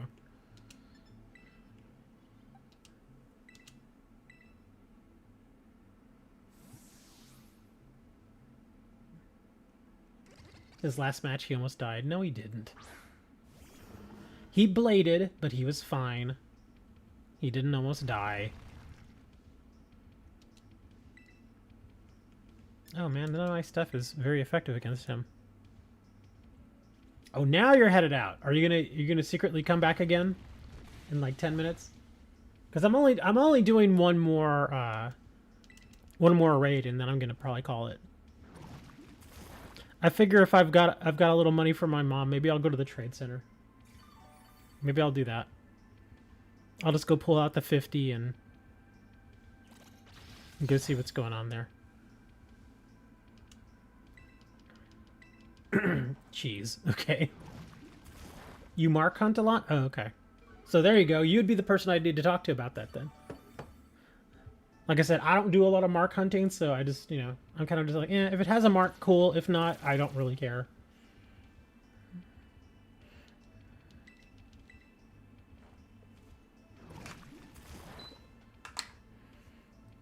Yeah, but I figured since this was like a Halloween type thing, it'd be kind of neat just to get a couple of them with a little crafty mark.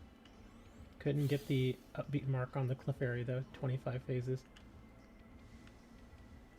I saw somebody, or I saw like part of a video on Twitter, I think it was, where there was a guy who spent like 4 days straight going to all the Clefairy outbreaks, and he was trying to get a mark on a shiny Clefairy, and he had managed to catch like 8 shiny Clefairies. I mean, he was eating the shiny sandwiches and everything, so he was getting tons of help.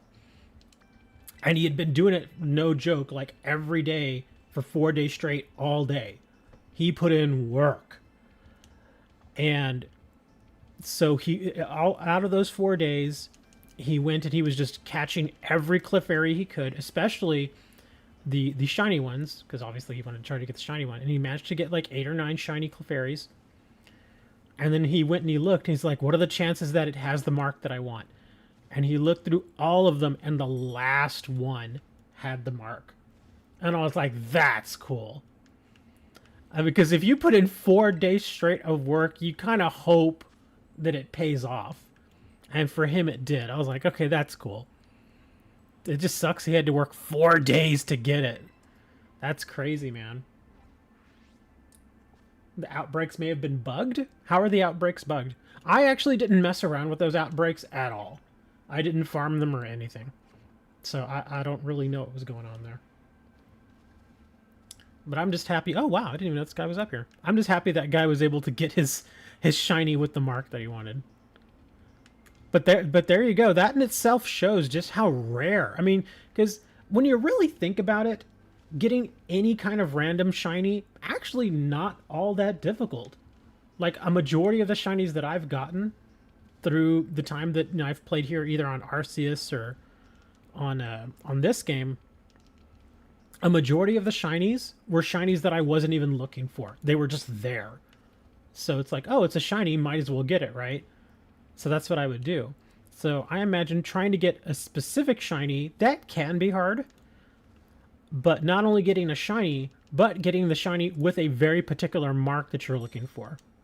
That's got to be very rare. You can get around 30 shinies. Yeah, the weird thing, and I've mentioned this before, is the shiny sandwiches just don't work for me. I don't know what the deal is, but every single time I have used a shiny sandwich, I have never gotten a shiny. Never. The times that I have gotten a shiny, though, is when I use the sandwich that just increases the amount of a particular type of Pokemon that you're looking for. Like, you know how you can eat the sandwiches where you eat this sandwich, level 2, you get like, you know, more fighting types will show up or more rock types will show up, that sort of thing. Whenever I do that, that's when I see my shinies. In fact, I would say probably about every 3rd or 4th sandwich that I eat just to cause more of a particular type to show up, that's when I get all my shinies. I have never, and I can literally say this, never gotten a shiny when I've eaten a shiny sandwich. Never. Hey there, Emma. How is it going? Just getting ready to wrap things up here. Looking for one more raid to do, and then I'm probably going to head out for the day. You ended like that at first? Yeah. Because, I've gotten, I don't even know how many Mysticas I have at this point. I'd have to check. But I've, used them sparingly, like I said. Some people were always telling me, no, you got to use the shiny sandwich. And I keep telling them, I'm like, dude, I never get a shiny from them. Never. So I just stopped using them. I started using the Outbreak. First, I started using the little mini Outbreak sandwiches just so I could farm Iron Hands. And I wasn't even farming Iron Hands to try to get a shiny out of it. I was farming it because I was EV training. And I was EV training for... Did I check this one? I'm going to check again. I was EV training for regular attack stat. And when you fight the Iron Hands, that's what you get. So I just wanted to have him spawn much more often. So I ate a level 2. And sure enough, like almost every single spawn out there turned into an Iron Hands. So I was like, nice. Okay. So I just farmed the heck out of that. And again, I wasn't looking for him, but eventually, there he was, the shiny Iron Hands. And I was like, ah, that's nice. So I got a shiny Iron Hands out of it the first time. And a few days later, I did the same thing. Again, wasn't looking for a shiny, just wanted to do some EV training. Again, I go out there to farm the Iron Hands for the EV training, ate the sandwich, got another shiny. Yeah, that's the best way that I've been getting them. Every time I do the shiny sandwich, it doesn't work, but I do the outbreak sandwich, it works. Started doing Teensy Power. Oh, the Humongous and the Teensy Power. I'm glad that they did that. It makes sense that, you know, the various Pokemon, even though they're roughly the same size, that there would be some that are a little bit bigger, a little bit smaller. They started doing that in Arceus, where you could get like the much larger ones, like the alpha ones and stuff. In fact, I've got a few alpha that I've pulled over from Arceus. And it's cool, though, when you bring them over from Arceus, they do get a mark. They get the alpha mark. So at least you get a little something that says, hey, my guy was alpha at one point. 100 years ago. Or however long Arceus is supposed to be in the past. I'm trying to remember which one, or which ones of mine have the alpha mark. Like, I'm trying to remember which specific ones I brought over. Because I brought over a lot of them, but not all of them were alphas.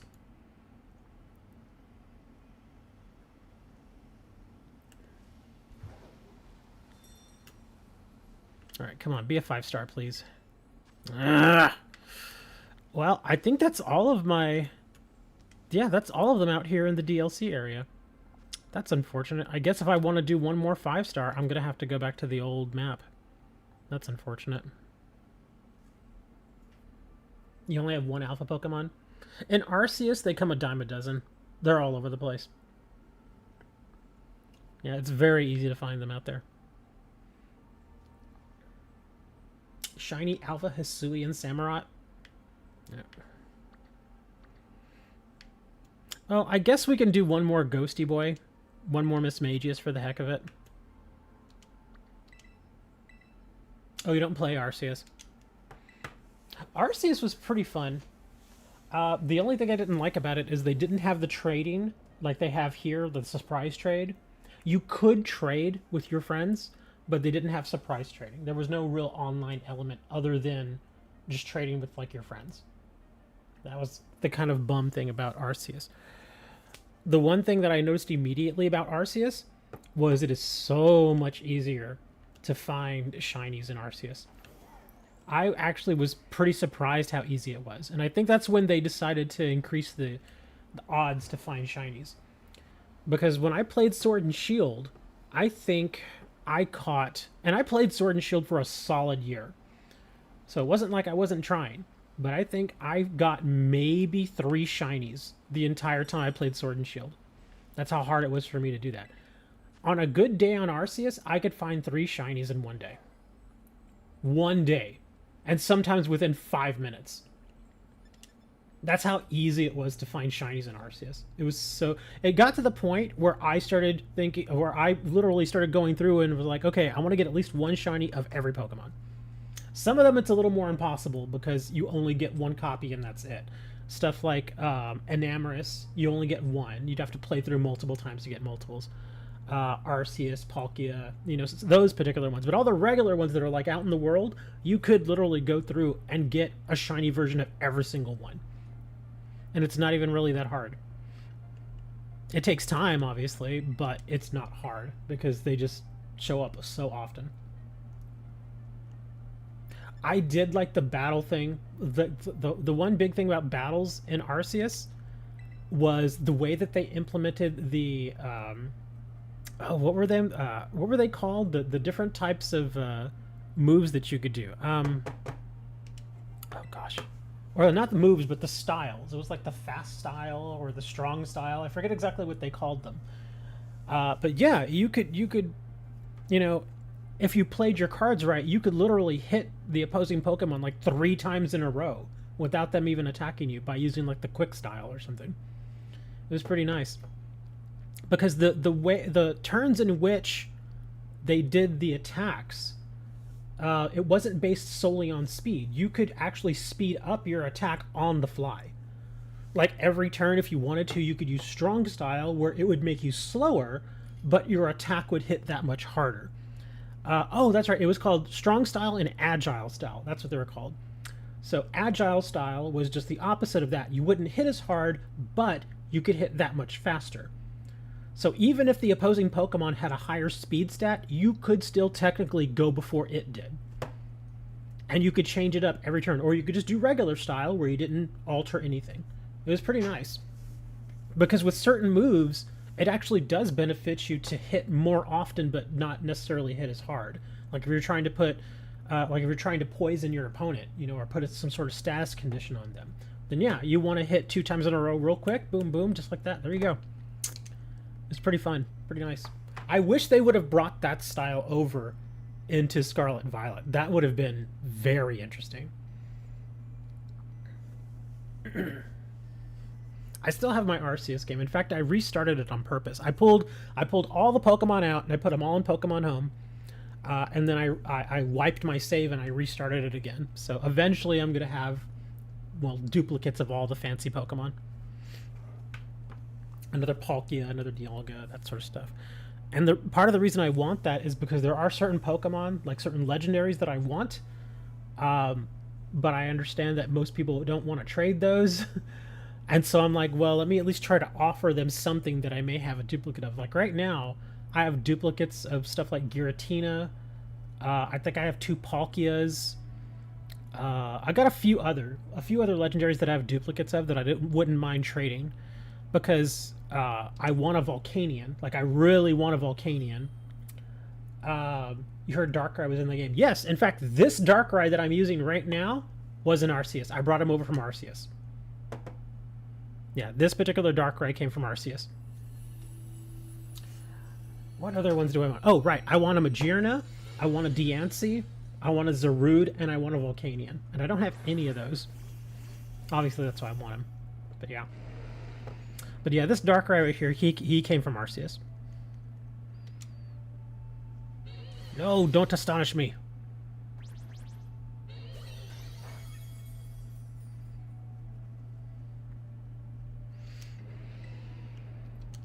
I would say if you can find the Arceus game used for like 30 bucks, probably a pretty good investment. Especially if you want to get stuff like an Amorous, because an Amorous is only available in that game. I have an Amorous in this game because I brought her over, but yeah, the Enamorous is pretty interesting. Also the various Hisuian types, but you can get most of the Hisuian stuff in this game now if you just trade for it. Like yeah, all the like the Hisuian Growliths and stuff like that, you can just trade for those. And the Basculegion, I know that was Arceus exclusive for a while, but then they brought it over here. So now you can get the Basculegion here too.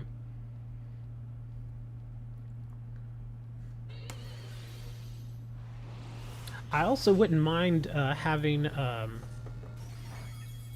what is it, the Pikachu with the little hat? I wouldn't mind getting one of those, but I understand those were like for some sort of special occasion or a special event or something, so most people are not going to want to trade those.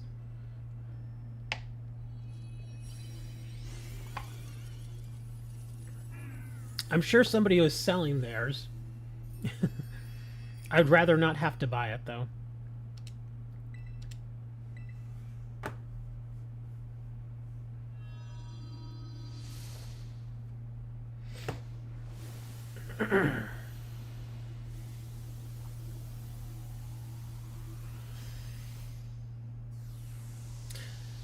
You see that person that's up in the chat named Emma? I think she remembered that she already talked to me and she left. Emma, and I'm not knocking her for trying, but Emma last week was trying really hard to sell me an overlay. Like really hard.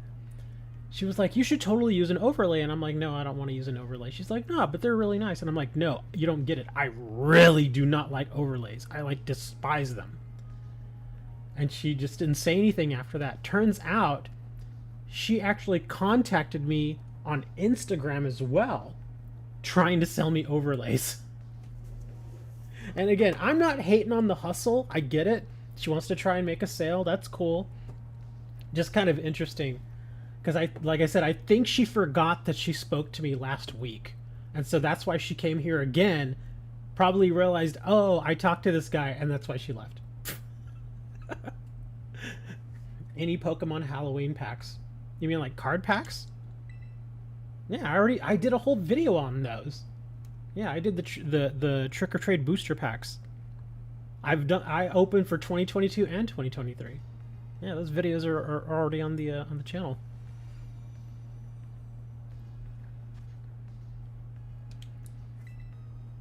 So I don't hate you, Emma. I understand the hustle. I get it. I respect the hustle. But no, I'm sorry, dear. I really do not want overlays. Sorry. Anyways, I think I'm done for the day, guys. Thanks for hanging out. It was fun. If you all want, you can join us over in Discord. I'm there pretty much every single day. Let me share you the link to our Discord. It's going to be right over in chat. Also, I do own a card store, so if you actually play the Pokemon TCG, or if you play Magic, Yu-Gi-Oh, all these other card games, I'll also link that in the description. I will be here again next week. So, yeah, I start usually about 10 o'clock in the morning Central Time. We do it every Saturday. We play Pokemon. Hopefully they'll have a new raid for us then. Because whatever new raid is out, that's usually the one we concentrate on. But we also do the 6-star raids and all the other harder stuff too. But anyways, thanks for hanging out, guys. It was very nice. You all have a good Halloween. Be safe out there. Eat lots of candy. And I will see you all next